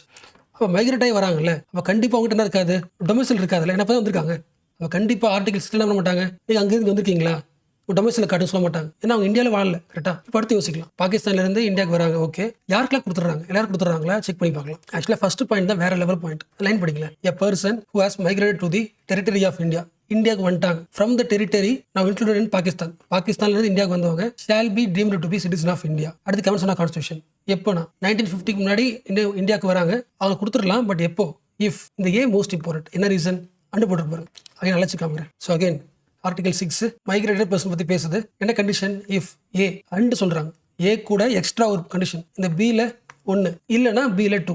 புரிஞ்சா? அப்போ அகெயின் இந்த ஆர்டிகல்லையும் 2 கண்டிஷன் சொல்கிறாங்க. அப்படின்னா படிக்கலாம் ஓகேவா. இஃப் ஏ அண்ட் ஏவும் இருக்கணும் ப்ளஸ் இந்த பி இருக்கான்னு பாரு, B1 இல்லையா, ஆர் அட்லீஸ்ட் B2 பாரு, ஏதாவது ஒன்று சாட்டிஸ்ஃபை பண்ணலாம். ஓகே கரெக்டாக ஸ்டார்ட் பண்ணலாம் ஃபர்ஸ்ட் பாயிண்ட். ஸோ நீ பாகிஸ்தான்லேருந்து இந்தியாவுக்கு வந்துட்ட. Okay, if you he are either of his parent, உங்கள் அப்பா இல்லை அம்மா யாராக வேணா இருக்கலாம், எனி ஆஃப் ஹிஸ் அங்கே எடுத்து பாரு, any of his grand parents, அப்பாவும் இருக்கலாம் அம்மாவும் இருக்கலாம், இல்லைனா கிராண்ட் பேரண்ட்ஸாக இருக்கலாம், வாஸ் பார்ன் இன் இந்தியா. அடுத்த பாயிண்ட் தான் மோஸ்ட் இம்பார்ட்டன்ட், வேற level, as defined in the government of India 1935. பண்ணி போச்சா. கவர்மெண்ட் ஆஃப் இந்தியா 1935 வரும்போது இந்தியானா என்ன அர்த்தம் அப்படின்னு கேட்டால், இப்போ இருக்க இந்தியா கிடையாது, பாகிஸ்தானும் சேர்த்த அன்டிவைடட் இந்தியா, ஃபுல் பகுதி பாகிஸ்தானும் அப்போ இந்தியா தானே. 1935 ஆக்ட் படி இந்தியான்னு சொல்கிறோம்ல, அந்த இந்தியாவில் எங்கே பிறந்தாலும் சரி, ஒரு நீ பிறந்திருக்கலாம், இல்லை உங்கள் பேரண்ட்ஸாக இருக்கலாம், இல்லை கிராண்ட் பேரண்ட்ஸ் இருக்கலாம், யாராவது ஒருத்தவங்க இந்த இந்தியா டெரிட்டரியில் பிறந்திருந்தாங்கன்னா was born in India, government of India act படி, அதாவது அன்டிவைடட் இந்தியாவில் பிறந்திருந்தாங்கன்னா, ஈவன் இப்போ 1940s வச்சுக்கலாம், 48 வச்சுக்கலாம், நீ பாகிஸ்தான்ல இருந்து வந்திருந்தாலும் உனக்கு உண்டு. நீ மைக்ரேட் ஆகிருக்க, இந்தியாவில் ஸ்டேப்பில் வந்திருக்க, உங்களோட டொமிசைல் கிடையாது, 5 இயர்ஸ்க்கான இது எலிஜிபிலிட்டி கிடையாது. பட் ஓகே, எனிவே இந்தியாவில் நீயோ பேரண்ட்ஸோ இல்லை கிராண்ட் பிறந்திருக்காங்க, ஸோ கொடுத்துக்கலாம். அது மட்டும் கேட்டால் அது மட்டும் கிடையாது. அண்ட் இல்லை ஏதாவது ஒன்று சாட்டிஸ்ஃபை பண்ணு. ஃபர்ஸ்ட் இந்த கலவரம் அதிகமாக இருந்துச்சுல, அது தேவையில்லை அகைன் சொல்கிறேன். Highest peak article 6 most important, இந்த இயர் முக்கியம். ஓகே, இப்படி நான் வச்சுங்க 6/1948, இந்த 6 இருக்குல்ல, 8 லிங்க் பண்ணிட்டே இருக்கு. ஓகே, ஸோ யாராவது ஒருத்தவங்க 1935 ஆக்ட் படி இந்தியாவில் பிறந்திருக்கலாம். Okay, and in the case where such person migrated before July 19th, 1948 and he has been ordinarily resident in the territory of India since the date of his migration, கொடுத்துருங்க. இப்படி புரிஞ்சுல. நீ பாகிஸ்தான்லேருந்து வந்திருக்கியா, 2 condition. First condition, நீ undivided இந்தியாவில் நீ இல்லை அப்பா இல்லை தாத்தா பாட்டி யாராவது ஒருத்தவங்க பிறந்திருக்காங்களா. ஓகே, அது கூட நீ எப்போ இந்தியாவுக்கு வந்த, 1948 ஜூலை 19க்கு முன்னாடி வந்திருந்து இந்தியாவிலே ஸ்டே பண்ணிட்டு இருக்க, ஆர்டினரிலி ரெசிடென்ட் இன் இந்தியா, இப்போ இருந்து பாகிஸ்தான் வந்தல ஸ்டே பண்ணிட்டு இருந்தனா நீ இந்தியன் சிட்டிசன், கொடுத்தாச்சு. 1948க்கு முன்னாடி வரைக்கும் நீ பாகிஸ்தான்லேருந்து வந்திருந்தா கூட உனக்கு கொடுத்தாச்சு. பண்ணி புரிஞ்சா. என்ன கேட்கல அவங்க, டொமைசைல் கேட்கவே இல்லை, ரெசிடென்ட் கேட்குறாங்க. நீ அங்கேருந்து வந்திருக்க, உனக்கு வீடெல்லாம் இருக்காது, இங்கே டெம்பரரி தங்கியிருக்கியா, டெம்பரரியாக தங்கியிருந்தாலும் உண்டு. என்ன ரீசன், உன்னோட பேரண்ட்ஸ் இல்லை கிராண்ட் பேரண்ட்ஸ் இல்லை நீ இந்தியாவில் தான் பிறந்திருக்கு, அதெல்லாம் கொடுத்துடலாம். ஒரு வேலை 1948க்கு முன்னாடி நீ வரல, அப்புறம் தான் வந்திருக்க. இந்த case the person so migrated after the July 1948, ஒன்றும் பண்ண தேவையில்ல, டேரக்டாக ஆஃபீஸ்க்கு போ, இந்தியன் ஆஃபீஸ்க்கு போ, கவர்மெண்ட் ஆஃப் இந்தியா ஆஃபீஸ்க்கு போயிட்டு ஒரு அப்ளிகேஷன் கொடு. 1948க்கு அப்புறம் தான் வந்தேன், பாகிஸ்தான் தான் வந்தேன், பட் இங்கே நான் ஒரு 6 மாதம் தங்கிட்டேன், எனக்கு குடியுரிமை கொடுங்க கேட்டால் கொடுத்துருவாங்க. சிம்பிள் இல்லை. 48க்கு முன்னாடி வந்தவங்க என்ன பண்ண தேவையில்ல, 6 மாதம் இருக்குன்னு அவசியம் கிடையாது, அவங்க ரெசிடென்ட்டாக இருக்காங்க, கொடுத்துடலாம். 48க்கு மேலே வராங்கன்னா உனக்கு உண்டு. ஃபர்ஸ்ட் கண்டிஷன், இந்த பேரண்ட்ஸ் கண்டிஷன் எதாவது இருக்கலாம், அது கூட கண்டிப்பாக ஒரு 6 மாதம் இங்கே ஸ்டே பண்ணிட்டு வாங்கிக்கும். ஓவரில் இப்போ அகைன் சம்மரைஸ் பண்ணலாம். ஓகேவா. Article 5, article 6. 5 டொமைசைல பேசுது, 6 டொமைசைல பேசவே இல்லை, பேசுறது மைக்ரன்ஸை மட்டும்தான். நீ இந்தியாவில் 2 கண்டிஷன் கரெக்டா, ஒரு அண்டு ஒரு 6, இங்கேயும் ஒரு 2 கண்டிஷன் இருக்கு, ஒரு 6, அப்போ 2 சாட்டிஸ்ஃபை பண்ணணும். 2 கண்டிஷன் அது, நீ இந்தியாவில் டொமைஸ்லாக இருக்கணும் 1, ப்ளஸ் அது கூட இந்தியாவில் பிறந்திருக்கலாம், இல்லை பேரண்ட்ஸ் பிறந்திருக்கலாம், இல்லை ஒரு 5 இயர்ஸ் ரெசிடென்ட்டாக இருக்கலாம். இதெல்லாம் பார்த்தோம். எஸ். இல்லை ஃபர்ஸ்ட் கண்டிஷன் அது, நீ பாகிஸ்தான்ல இருந்து வந்தாலும் இருக்கலாம், நீ ஒரு மைக்ரண்டாக இருக்கணும். ஓகே, ஃபர்ஸ்ட்ல எழுதுறேன், நீ என்னோட பேரண்ட் இல்லை கிராண்ட் பேரண்ட்ஸ்லாம் ஆர்டிகல் 5 வரல, இன்னும் எக்ஸ்ட்ரா சொல்லி தராங்க, யாராவது ஒருத்தவங்க பிறந்திருக்கணுமா, அண்ட் பிஃபோர் 1948க்குள்ள இந்தியாவுக்கு வந்திருக்கணும் பாகிஸ்தான்ல இருந்து. ஆஃப்டர் 1948 வந்தாலும் உனக்கு உண்டு, பட் அப்ளிகேஷன் கொடுத்து 6 months ஸ்டே பண்ணிட்டு வாங்கிக்கும் தானே. Yes. So citizenship by migration which article number 6 8 நான் வந்துடணும் 1948. ஸோ அடுத்து போகிறதுக்கு முன்னாடி ஒரு பேசிக்காக ஒரு 3 கொஸ்டின் கேட்டுமா, நீங்கள் படிச்சுதான் கேட்க போகிறேன். ஓகேவா. ஒரு பர்சன் 1990 பிறக்கிறார், அவரு இந்தியன் சிட்டிசன் ஆகிறதுக்கான குவாலிஃபிகேஷன் இந்தியன் கான்ஸ்டியூஷனில் கொடுத்துருக்கு, ட்ரூ ஆர் ஃபால்ஸ்? ஃபால்ஸ். எதில் வரும்? Citizenship act 1955. ஓகே, ஒருத்தர் 1950க்கு முன்னாடி இந்தியாவில் தங்கிட்டு இருக்காரு, ரெசிடென்ட்டா. ஓகேவா. இவரால் வாங்க முடியுமா? இவர் இந்தியாவில் பிறக்கல, அவங்க பேரண்ட்ஸும் இந்தியன்ஸ் கிடையாது, பிறக்க முடியுமா? சிட்டிசன்ஷிப் வாங்க முடியுமா? ஒரே சான்ஸ் இருக்கு. 1950க்கு முன்னாடி ஒரு 5 years ரெசிடென்ட்டாக இருந்திருந்தாருன்னா வாங்கிக்கலாம். எந்த ஆர்டிகல்? ஆர்டிகல் 5. ஆர்டிகல் 5 கிராண்ட் பேரண்ட்ஸை பற்றி பேசுதா? பேசல. ஆர்டிகல் 5 நீ இந்தியன் சிட்டிசனாக இருந்தால் மட்டும்தான் உனக்கு குடியுரிமை சொல்லுதா? இல்லை. எதை பற்றி பேசுது? நீ இந்தியாவில் பிறந்திருந்தா மட்டும்தான் உனக்கு குடியுரிமை பேசுதா? அப்படி கிடையாது. நீ இந்தியாவில் டொமைஸ்டிலாக இருந்தாலே உனக்கு கொடுக்கப்படும். ப்ளஸ் சில கண்டிஷன்ஸ் இருக்கு, டிஃபரன்ஸ் புரியுதுல. அண்ட் ஆர்டிகல் 6 வச்சுக்கலாம். 6 என்ன சொல்ல, கண்டிப்பாக நீ இந்தியாவில் பிறந்திருக்கணும் அவசியம் கிடையாது, உங்கள் பேரண்ட்ஸ் பிறந்திருக்கலாம், even grandparents extra power தருது. கண்டிப்பாக அந்த 3 பேர் யாராவது ஒருத்தவங்களாச்சும் எங்கே இந்தியாவில் பிறந்திருப்பாங்க, அவங்க பிறந்திருந்தாலும் உனக்கு உண்டு. பாகிஸ்தான்ல இருந்து வந்திருந்தாலும் உனக்கு உண்டு. பட் இன்னொரு கண்டிஷன், 1948க்கு அப்புறம் வந்திருந்தனா ஒரு 6 months ஸ்டே பண்ணிட்டு அப்ளிகேஷன் கொடுத்து வாங்கிக்கலாம். இதானே ஆர்டிகல் 5, 6 ஆல்மோஸ்ட் எல்லாரும் கொடுக்குது. இந்தியாவில் பிறந்திருந்தாலும் கொடுக்குது, நீ 5 years ஸ்டே பண்ணிருந்தாலும் கொடுத்துருக்குது, பாகிஸ்தான்லேருந்து வந்தாலும் கொடுக்குது. ஸோ யாருக்கெல்லாம் குடிமை தரலான்னு பேசுது. பட் அடுத்த ஆர்டிகல் 7, யாரோட சிட்டிசன்ஷிப் கேன்சல் ஆகும், டெர்மினேஷன். ஏன்னா மீனிங் புரியுதா? அசம்பிளி டிபேட் நடக்குது, கான்ஸ்டியூஷன் அசம்பிளியில் யாருக்கெல்லாம் கொடுத்தாச்சுன்னு பேசியாச்சு. அடுத்த கொஸ்டின் கேட்கலாம். பாகிஸ்தான்ல இருந்து ஒருத்தர் இந்தியாவுக்கு வராரு, அவர் கொடுத்தாச்சு. ஓகே, சில பேர் இந்தியாவில் தங்கியிருப்பாங்க, பட் இந்தியா வேணான்னு பாகிஸ்தான் போயிருப்பாங்களே, அவங்க நான் லாஸ்ட் ஒரு 5 இயர்ஸாக இந்தியா தங்கியிருந்தேன், ஒரு குடியுரிமை வாங்க முடியுமா? வாங்கக்கூடாதுல்ல. என்ன பண்ணிட்டாங்க, இங்கிருந்து பாகிஸ்தான் போயிட்டாங்க. அப்போ அவங்களோட ஹிஸ்ட்ரி எடுத்து பார்த்தீங்கன்னா 1950க்கு முன்னாடி 10 வருஷம் 15 வருஷம் இந்தியாவில் தான் பிறந்திருப்பாங்க, இங்கே தான் ஸ்டே பண்ணியிருப்பாங்க, ரெஸ்டாக இருப்பாங்க. அப்போ அவங்களுக்கு குடியுரிமை கிடைக்குமா? அவங்க தரக்கூடாதுல்ல. அப்போ அதை பற்றி பேசுங்க. ஆர்டிகல் 7 எப்படி வந்து ஆர்டிகல் 6நாலே 1948 சொன்னோம், 6 இயர்ஸ் சொன்னோம், அதே மாதிரி ஆர்டிகல் 7நாலே 7 வரும் 1947. ஸோ லிங்க் ஸோ மறக்காது 6, 8 ஈவன் இது 7, 7. ஸோ இந்தியாவிலிருந்து 1947க்கு அப்புறம் அந்த பார்ட்டிஷன் ஆகுதுல்ல, அதுக்கப்புறம் இந்தியாவில் பிடிக்காம பாகிஸ்தானுக்கு போயிட்டாங்கன்னா அவங்களுக்கு இந்தியன் சிட்டிசன்ஷிப் என்ன ஆகிடும், டெர்மினேட் ஆகிடும். அதை அப்ளை பண்ண முடியாது, அவங்க லிஸ்ட்டில் வர மாட்டாங்க. டேட் கேட்டால் சொல்லணும்னா March 1, 1947. ஸோ 1947க்கு அப்புறம் அந்த பார்ட்டிஷன் பண்ணதுனால சில பேர் பாகிஸ்தானுக்கு போயிடுவாங்க. இந்தியாவில் ரொம்ப காலம் தங்கியிருந்தாலும் அவங்க பேரண்ட்ஸ் இங்கே பிறந்திருந்தாலும் இப்போ அவங்க பாகிஸ்தான் போயிட்டாங்க 1947க்கு அப்புறம். அப்போ அவங்களுக்கு குடியுரிமை கிடையாது, பாகிஸ்தான் போயிட்டாங்க அப்படின்னு டிஸ்கஸ் பண்ணும்போது கண்டிப்பாக இன்னொரு டிபேட் நடந்திருக்கும் குடியுரிமையில். அவ்வளோ பிளைனாக ஆர்டிகல் எழுதாதீங்க. என்ன ரீசன்? சில பேர் பயத்தில் போயிருப்பாங்க, அங்கே போயிட்டு பாகிஸ்தானில் ஸ்டே பண்ணதுக்கு அப்புறம் தான் யோசிச்சிருப்பாங்க இல்லை இந்தியாவுக்கு வந்திருக்கலாம்னு யோசிக்கலாம் தானே. இன்னும் ரொம்ப காலமாக இந்தியாவில் வாழ்ந்துட்டு பயத்தில் பாகிஸ்தானுக்கு போயிருப்பாங்க. பட் அகெயின் அந்த சொந்த ஊர் பாசம் வர ஆசைப்பட்டிருக்கலாம், வந்திருக்கலாம்ல. இப்போ பாகிஸ்தான் போன எல்லாருக்குமே நோன்னு சொல்ல முடியாதுல்ல.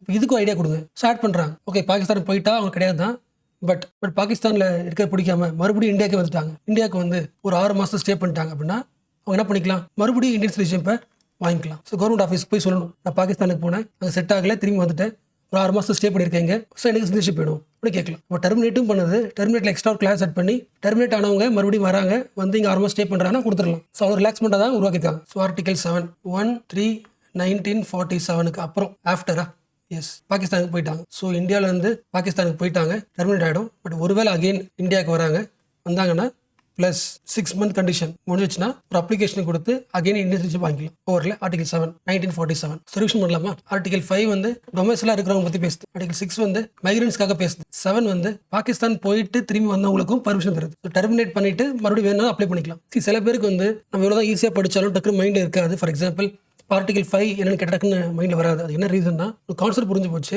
அந்த இங்கிலீஷ் வேர்ட்ஸ் வழியாக உங்களுக்கு விஷுவலைஸ் பண்ண முடியல. ஸோ ஒவ்வொரு 3 மினிட்ஸ் 4 மினிட்ஸ் கிளாஸ் போக போக பாஸ் பண்ணிட்டு உங்களோட நோட்ஸ் ரிவிஷன் பண்ணிட்டே இருக்கு, ரிவிஷன் பண்ணி விஷுவலைஸ் பண்ணிட்டே இருக்கு. ஆர்டிகல் 5 கண்டிஷன் என்ன, எது கண்டிப்பாக இருக்கணும், டொமைசல் கண்டிப்பாக இருக்கணும், அது கூட அண்ட் ஏதாவது நீங்கள் பிறந்திருக்கலாம், பேரண்ட்ஸ் பிறந்திருக்கலாம், இல்லை ரெசிடென்ட்டாக இருக்கலாம் ஒரு 5 வருஷமா. ஸோ டொமைசைல் தான் ஃபர்ஸ்ட் கண்டிஷன், அண்டு அப்புறம் extra anything or. Second migration, பாகிஸ்தான்லேருந்து மைக்ரேட் ஆனவங்களுக்கு கொடுக்கலாம். எப்போ இஃப் என்ன அன்டிவைடட் இந்தியாவில் பேரண்ட்ஸ் யாராவது நீங்கள் இல்லை தாத்தா பாட்டி பிறந்திருக்கணும், அது கண்டிப்பாக இருக்கணும்.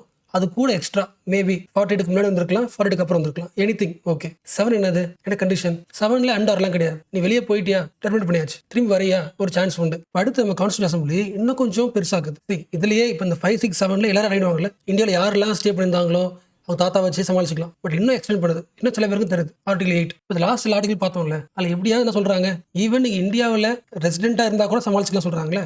பட் சில இந்தியன்ஸ் வந்து ரெசிடென்ட்டாக இருக்க மாட்டாங்க. லாஜிக் புரியுதா? அவங்க தாத்தா பாட்டி இல்லை அவங்க பேரண்ட்ஸ் இந்தியாவில் பிறந்திருப்பாங்க, பட் ஒர்க் பண்ணுறதுக்காக நம்ம இந்தியன்ஸ் வெளியூர் போயிருப்பாங்க. அவங்க ஆரிஜின் பார்த்தா பேரண்ட்ஸ் எல்லாம் நம்ம ஊர் தான், பட் அவங்க ரெசிடென்ட்டிங் இல்லை. எந்த மக்கள்லாம் இந்த பீப்புள் அப்ராட்ல வாடுறாங்களே அவங்கள பற்றி பேசுறது ஆர்டிகல் 8. அவங்களுக்கு தரலாம் வேணாமா அதை பற்றி. ஸோ இதில் 2 வரும். ஃபர்ஸ்ட் உன்னோட பேரண்ட்ஸோ கிராண்ட் பேரண்ட்ஸோ அன்டிவைடட் இந்தியாவில் பிறக்கிறாங்க, என்ன சொல்ல புரிஞ்சா இங்கே போட்டு போகிறேன். எனி பர்சன் ஹூ அவரு இல்லை பேரண்ட்ஸு இல்லை grand parents was born in India defined in the government of India 1935 act படி இந்தியாவில் இப்போ பாகிஸ்தான்லேயும் பிறந்திருக்கலாம். ஸோ பாகிஸ்தானில் பிறந்த ஒரு பர்சனு இல்லை பாகிஸ்தானில் அவங்க அப்பா பிறந்த ஒரு பர்சனு அவங்க இப்போ residing in any country outside the India அவங்களும் shall be deemed to be citizen of India. செம சிம்பிள்.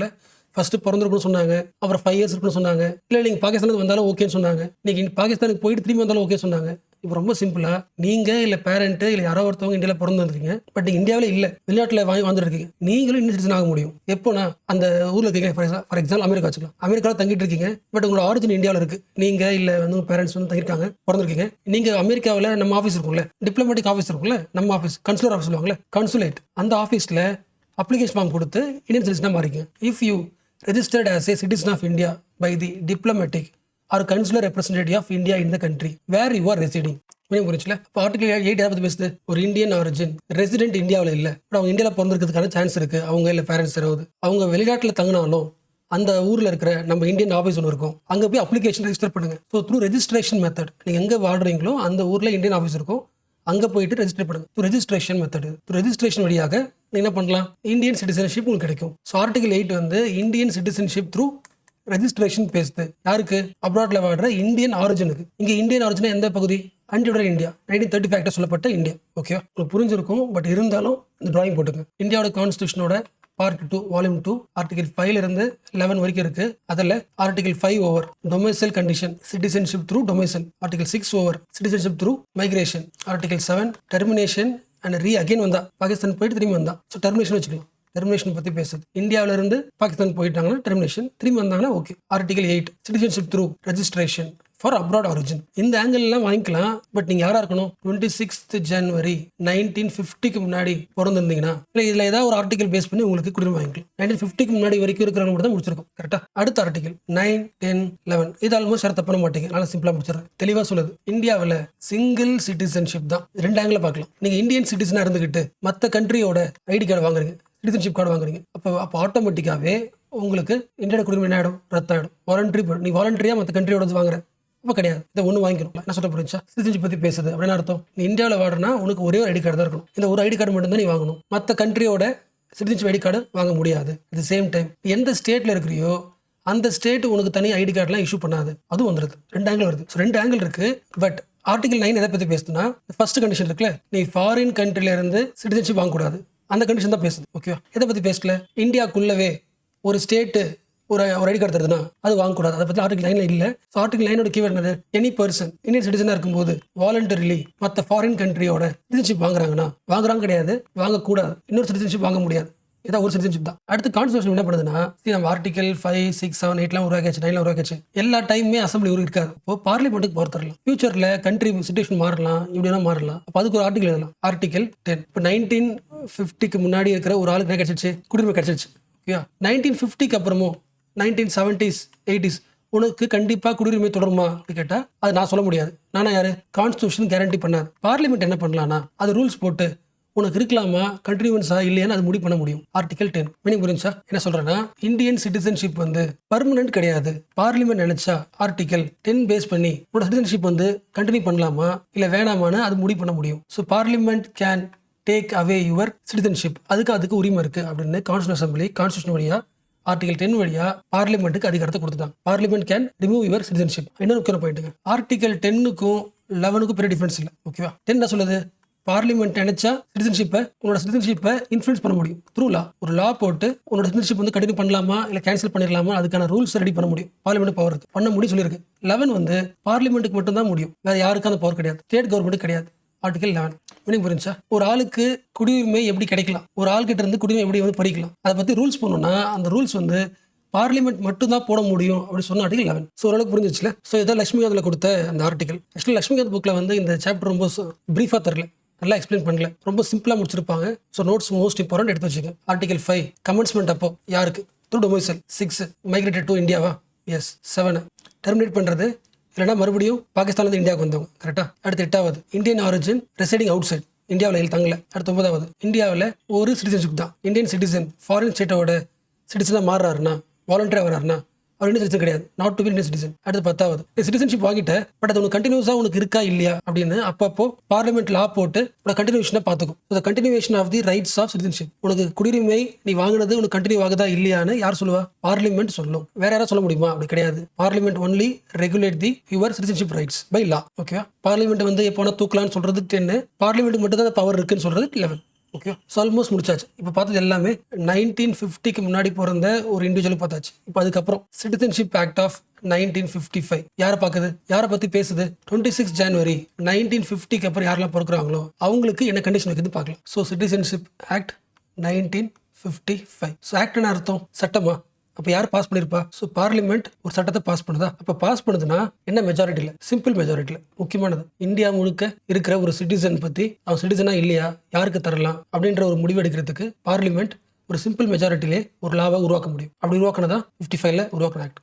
இதோட மெயின் பர்பஸ் என்ன? இந்தியன் கான்ஸ்டியூஷன் 1950க்கு முன்னாடி இருந்த பர்சன்ஸ்க்கு சிட்டிசன்ஷிப் வந்து என்ன குவாலிஃபிகேஷன்ல தரலாம்னு சொல்லிடுச்சு. அதுக்கப்புறம் பிறந்த எல்லாருக்கும் சிட்டிசன்ஷிப் தரணும்னா என்ன குவாலிஃபிகேஷன், அதை பற்றி டீட்டெயிலாக பேசியிருக்கு ஆக்ட். இது வரைக்கும் என்ன படிச்சோமோ அதெல்லாம் மறந்துருக்கு. 1950க்கு முன்னாடி படிச்சதெல்லாம் மறந்துருக்கு. இப்போ இந்த ஆக்ட் வந்து நிறைய விஷயங்கள் சொல்லுது. இது ஆக்ட் தானே. இது இப்போ என்ன பண்ணுவாங்க? காலத்துக்கு ஏற்ப மாற்றிட்டே இருப்பாங்களே. அந்த ஆக்ட் என்ன பண்ணுவாங்க? திருத்துவாங்க, அமெண்ட்மெண்ட் பண்ணி எக்ஸ்ட்ரா பாயிண்ட்ஸ் ஆட் பண்ணிட்டு இருப்பாங்க. எப்படி வந்து ஆர்டிகல் 5, 6, 7 ஒவ்வொரு ஆர்டிகலும் நிறைய பர்சன் ஒவ்வொரு ஆர்டிக்கலா முடிஞ்ச அளவுக்கு நிறைய பேருக்கு என்ன கொடுத்தாங்க, சிட்டிசன்ஷிப் கொடுத்தாங்களா? இது அப்படியே ஆப்போசிட். இயர்ஸ் அதிகமாக 60, 70, 80 போக போக நீ இந்தியன் சிட்டிசனாக வரணும்னா கண்டிஷன் என்ன ஆகும், ஸ்ட்ரிக்ட் ஆகிட்டு இருக்கும். அப்போ அந்த ஒவ்வொரு அப்டேட் வரும்போது இந்த ஆக்டை மாற்றி அப்டேட் பண்ணிட்டே இருப்பாங்க. அந்த ஒவ்வொரு ஆக்ட்லையும் என்ன அப்டேஷனில் என்ன ஸ்ட்ரிக்டான பாயிண்ட் ஆட் ஆகுது அதை பார்த்துக்கு. ஓகே, ஸ்டார்ட் பண்ணலாம். ஸோ ஃபர்ஸ்ட் என்ன பண்ணலாம், 1950 அப்புறம் ஒரு ஆள் பிறக்கிறாங்க வச்சுக்கலாம், 2020 வச்சுக்கலாம், இல்லை 1980 வச்சுக்கலாம். ஒரு ஆள் பிறக்கிறாருன்னா அந்த பர்சன் இந்தியாவோட சிட்டிசன்ஷிப்பை எப்படி வாங்கலாம், எப்படி அக்வயர் பண்ணலாம், அதாவது எப்படி அக்வசிஷன் பண்ணலாம், அந்த ரூல்ஸ் எங்கே இருக்கும், அந்த கிரைட்டீரியா 1955 ஆக்டில் இருக்கா, அதை பார்க்க போகிறோம். ஸோ நான் ஒரு பர்சனு 50 வரை பிறந்திருக்கோம், எப்படியெல்லாம் குடியுரிமை வாங்கலாம், யாருக்கெல்லாம் தரத்துக்கு ட்ரை பண்ணியிருக்கு, இதெல்லாம் பார்க்கலாம். ஸ்டார்டிங் ஆரம்பிக்கும் போது 1955 இந்த ஆக்ட் வரும்போது என்ன ஆக்ட், சிட்டிசன்ஷிப் ஆக்ட் வரும்போது ரொம்ப லிபரலாக இருந்துச்சு. ஃபார் எக்ஸாம்பிள் 1950 அப்புறம் ஒரு பர்சன் இந்தியாவில் பிறக்கிறார், he is born in India, Indian டெரிட்டரியில் பிறந்திருக்காரு, பிறந்தாலே போதும், யூ ஆர் இந்தியன் சிட்டிசன், வேறு எதுவுமே தேவையில்லை. பண்ணி புரிச்சா? 1960s பிறக்கிறேன், என்னோட அப்பா அம்மா யாரு, அவங்க லீனியேஜ் என்னெல்லாம் சொல்ல தேவையில்லை, எங்கள் அப்பா அம்மா ஃபாரினில் கூட இருக்கலாம், அதெல்லாம் பிரச்சனை கிடையாது, நான் இந்தியாவில் பிறந்திருக்கேன் அப்படின்னா வாங்கிக்கலாம். அப்போ பேரண்ட்ஸ்லாம் முக்கியம் கிடையாது, கரெக்டாக? பேரண்ட்ஸோட நேஷனாலிட்டி எதாக இருக்கலாம், பிரிட்டிஷாக இருக்கலாம், இல்லை வந்து ஃப்ரெஞ்சாக இருக்கலாம், அதெல்லாம் பிரச்சனையே இல்லை, நீ இந்தியாவில் பிறந்திருக்கியா, யூஆர் இந்தியன் சிட்டிசன். பட் அந்த மாத்துறாங்க, இந்த ஆக்ட் இருக்குல்ல 1987 மாத்துறாங்க, திருத்தி இல்லை இதை ஸ்டாப் பண்ணிக்கலாம், இந்த ரூல்ஸை வந்து ஸ்டாப் பண்ணிக்கலாம். இதுக்கப்புறம் 1987 அப்புறம் யாராவது பிறக்கிறாங்கன்னா திருத்திட்டாங்க. மீனிங் புரிச்சா? 55 ஆக்ட் வருது, அப்போ லிபரலாக விட்டாங்க, யார் வேணா பர்சனாக வந்து இந்தியாவில் நீங்கள் பிறந்தாலே போதும் சிட்டிசன் சொல்லிட்டாங்க. பட் அது நிறைய காம்ப்ளெக்ஸ் ஆகுது. 1950s, 60s, 70s போது மைக்ரேஷன்ஸ்லாம் வராங்க, நிறைய ஊரில் வந்து இந்தியாவுக்குள்ள வராங்க. இப்போ தடுக்கணும். அப்போது இந்த ஆக்ட் என்ன பண்ணுறோம், திருத்துறோம். எந்த வருஷம்? 87. எந்த வருஷம் ஆக்ட் திருத்துறோமோ அதை பேஸ்டாக வச்சுக்கிட்டு முடிவு பண்ணியாச்சு. இதுக்கப்புறம் இந்தியன் சிட்டிசன், இதுக்கப்புறம் ஒரு பர்சன், அதாவது 1987 அப்புறம் பிறக்கிற ஒரு பர்சன், அவருக்கு இந்தியன் சிட்டிசன்ஷிப் தரணும்னா அவர் இந்தியாவில் பிறந்தா மட்டும் பத்தாது, என்ன எக்ஸ்ட்ரா கண்டிஷன். அண்ட் அந்த பர்சனோட எய்தர் பேரண்ட், அப்பா இல்லை அம்மா, யாரோ ஒருத்தவங்களாச்சு இந்தியனாக இருக்கணும். லாஜிக் புரிஞ்சுல? அப்போ இல்லீகலாக நீங்கள் உள்ளே வந்திருந்தீங்கன்னா இவரோட இந்தியன். மீனிங் புரிச்சா? பங்களாதேஷ்லேருந்து வரீங்க, இல்லீகலாக இந்தியாவில் செட்டில் ஆகுறீங்க, உங்களுக்கு குழந்தை பிறக்குது, 1955 பேஸ் பண்ணி பார்த்தோன்னா நீங்கள் இந்தியாவில் பிறந்தாலே ஓகே தான், இவர் இந்தியன் சிட்டிசன், நேஷனாலிட்டி தேவையில்லை, எதுவுமே தேவையில்லை. அப்போ நிறைய பேருக்கு கிடைக்குது, மற்ற கண்ட்ரியாக வந்தவங்களுக்கு கிடைக்குது, அதுக்கு ஸ்டாப் பண்ணலாம். 1987 அப்புறம் இந்தியாவில் நீங்கள் பிறந்தீங்கன்னா உங்களுக்கு சிட்டிசன் உண்டு, பட் உங்கள் பேரண்ட்ஸ் வந்து யாரோ ஒருத்தவங்களாச்சும் இந்தியனாக இருக்கும். ஸோ இது வந்து ஃபர்ஸ்ட் ஜூலைலேருந்து 1987 வரைக்கும். புரிஞ்சுல? எஸ். அப்போ 1955 1987 வரைக்கும் எதுவுமே கட்டிட கிடையாது, ஒரே கிரைட்டீரியா பிறந்தா ஓகே. 87 அப்புறம் பேரண்ட்ஸ் வந்து அட்லீஸ்ட் ஒருத்தவங்க இந்தியனாக இருக்கணும். இது ஓரளவுக்கு நல்லா போயிட்டு இருக்கு, எனக்கு கொஞ்சம் ஸ்ட்ரிக்ட் பண்ணியாச்சுல, நிறைய பேர் வந்து உள்ளே வர்றது அவங்க கிடைக்காம இருக்குது, கரெக்டாக இருக்குது. பட் இங்கேயும் ப்ராப்ளம் வருது. என்ன ப்ராப்ளம் வருது? ஒரு இல்லீகல் மைக்ரண்ட்ஸ் உள்ள வராங்க, அந்த லோக்கல் இருக்கிற ஒரு இந்தியனை மேரேஜ் பண்ணிக்கலாம், ஒரு கேர்ளை மேரேஜ் பண்ணிக்கலாம். அப்போ யாராவது ஒருத்தவங்க வந்து இந்தியன் இருக்கிறாங்க, குழந்தை பிறந்தா அவருக்கு கிடைச்சிடும். நிறைய பேருக்கு இப்படி கிடைக்குது. இதை ஸ்டாப் பண்ணணும். அகைன் திருத்துறாங்க 1955 ஆக்டை. அகைன் 2004 1955 ஆக்டை திருத்துறாங்க, அமௌண்ட் பண்ணுறாங்க. இதுக்கப்புறம் நான் எக்ஸ்ட்ரா ரூல்ஸ் போடுறோம். 2004 அப்புறம் டூக்கோ கேட்ஸ் வச்சுக்கலாம். 2004 அப்புறம் ஒரு குழந்தை இந்தியாவில் பிறகுதுன்னா வாட் இஸ் தி கண்டிஷன், என்ன ரூல்ஸ்? நீங்கள் இந்தியாவில் பிறந்தா மட்டும் பார்த்தாது, your born in India okay, plus உங்களோட எனி பேரண்ட் இந்தியனாக இருக்கணும் ஓகே, அதுவும் சொல்லியாச்சு. பட் இப்போ எக்ஸ்ட்ரா கண்டிஷன், ஒரு பேரண்ட் இந்தியன் ஓகே, இன்னொரு பேரண்ட் இருக்கார்ல அவர் கண்டிப்பாக இல்லீகல் மைக்ரெண்ட்டாக இருக்கக்கூடாது, சேர்க்க வைக்கிறாங்க. லாஜிக் புரிஞ்சுல? எஸ். 2004 அப்புறம் ஒரு இல்லீகல் மைக்ரெண்ட் வந்து இந்தியாவுக்குள்ளே வந்து அவர் மேரேஜ் பண்ணாலும் அவங்களுக்கு குழந்தை பிறந்துச்சுன்னா ஒர்க் அவுட் ஆகாது. ஏன்னா கண்டிஷன் என்னது? டிசம்பர் 3 டிசம்பர் 3, 2004 எந்த குழந்தை பிறந்தாலும் அந்த குழந்தைக்கு குடியுரிமை வேணும்னா 2 பேர் யாராவது ஒருத்தவங்க இந்தியனாக இருக்கணும், இன்னொருத்தவங்க ஃபாரினராக இருக்கலாம், பட் லீகலாக இருக்கணும். நீங்கள் இல்லீகலாக வந்திருக்கீங்கன்னா, இல்லீகல் பேரண்டாக இருக்கீங்கன்னா உங்கள் குழந்தைக்கு கிடைக்காது. நீங்கள் புரிச்சா? இப்படி வச்சுக்கங்களேன், ஒரு ஆக்டர் இருக்கா வச்சுக்கலாம், ஒரு ஆக்டரோ இல்லை வந்து எனிதிங், ஒரு ஆக்டர் வந்து யூஎஸ்ஏல இருக்கிற ஒரு ஆக்டரை மேரேஜ் பண்ணிக்கிறாங்க, இந்தியன் ஆக்டர் வந்து யூஎஸ்ஏல இருக்கிற ஒரு ஆக்டரை மேரேஜ் பண்ணிக்கிறாங்க, அவங்களுக்கு ஒரு குழந்தை பிறக்குது. எங்கே பிறக்குது? இந்தியாவில் பிறந்து வச்சுக்கலாம். இந்தியாவில் பிறந்திருக்கு ஓகே. 2004 படி அந்த 2 பேரண்ட்ல ஒரு ஆக்டர் யாரு? இந்தியன் தான். அவங்க பேரண்ட் ஒருத்தவங்க இந்தியன், இன்னொருத்தவங்க யாரு? யூஎஸ்ஏல இருந்து ஆக்டர். அவர் வந்து ஃபார்முலா டாக்குமெண்ட் கொடுத்து வந்திருக்காரு. அப்போ லீகல் மைக்ரேட். அப்போ நீங்கள் என்னது உண்டு? உங்களுக்கு குடிமை உண்டு. அதுவே இல்லீகலாக வந்திருந்தாங்கன்னா கிடையாது. இப்படி புரிச்சா? ஃபர்ஸ்ட் எதுவுமே சொல்லாமல் பாண்ட் மட்டும் தான் வச்சிருந்தாங்க, அப்புறம் பேரண்ட்ஸ் சேர்த்தாங்க, அப்புறம் பேரண்ட்ஸ் எக்ஸ்ட்ரா ரெஸ்ட்ரிக்ஷன்ஸ். இல்லீகல் மைக்ரண்டால அவங்க குழந்தைக்கு கிடைக்காது, ஈவன் இந்தியாவில் பிறந்தாலும். ஓகேவா? அகைன் சொல்கிறேன், நீங்கள் ஒரு இந்தியன் ஓகேவா, நீங்கள் ஒரு இல்லீகல் மைக்ரண்ட்டை மேரேஜ் பண்ணி உங்களுக்கு ஒரு குழந்தை வருது, இந்த குழந்தைக்கு என்ன கிடையாது? குடியுரிமை கிடையாது, இல்லீகல் மைக்ரண்ட்லாம் கிடையாது. ஒருவேளை நீங்கள் ஒரு இந்தியன், நீங்கள் வந்து ஒரு எனிமி ஏலியன், ஃபார் எக்ஸாம்பிள் பாகிஸ்தானில் இருக்கிற ஒரு ஆள், அவங்கள மேரேஜ் பண்ணிக்கிறீங்க, உங்களுக்கு குழந்தை பிறக்குது, ஈவன் இந்தியாவில் பிறந்தாலும் உங்களுக்கு கிடையாது குடியுரிமை. பிகாஸ் இல்லீகல் மைக்ரண்ட் மாதிரியே எனிமி ஏலியனாக்கும் ரெஸ்ட்ரிக்ஷன் உண்டு. மூணாவது என்ன சொல்ல புரிஞ்சா? இல்லீகல் மைக்ரண்ட்ஸ் ஓவர், சில எக்ஸப்ஷன்ஸ் இருக்குது. எனிமி ஏலியனாக இருந்தாலும் உங்கள் பேரண்ட் ஒருத்தவங்க எனிமி ஏலியனாக இருந்தாலும் அந்த சைல்டுக்கு என்ன கிடைக்காது? சிட்டிசன் கிடைக்காது. இன்னொன்று ஒரு ஃபாரின் டிப்ளமேட், அதாவது யூஎஸ்ஏ ஆஃபீஸர் ஃபேமிலியோட இந்தியாவுக்கு வராரு. இங்கே ஒரு குழந்தை பிறக்குது. இந்தியாவில் பிறந்ததுனால இந்தியன் குடியுரிமை உங்களுக்கு கிடையாது. பிகாஸ் நீங்கள் வந்து அஃபிஷியலாக வந்திருக்கீங்க. ஒரு ஃபாரின் டிப்ளமேட்டோட குழந்தைங்க இங்கே வந்து பிறக்கிறாங்கன்னா அதை பர்த் பார்க்க முடியாது. இதெல்லாம் எக்ஸப்ஷன்ஸ். உங்களுக்கு புரிஞ்சா? இப்போ சொல்லுங்க, ஒரு குழந்தை வந்து 2020 பிறகு வச்சுக்கலாம். இந்த குழந்தை எப்படி இந்தியாவோட சிட்டிசன்ஷிப் வாங்கும்? நீ இந்தியாவில் பிறந்ததுனால மட்டும் உனக்கு தர மாட்டாங்க. உன் பேரண்ட்ஸை பார்ப்பாங்க. உன்னோட ஒரு பேரண்ட்டு இந்தியன் சிட்டிசன் இருக்கணும், அவங்களோட ப்ரூஃபும் கொடுக்கணும்.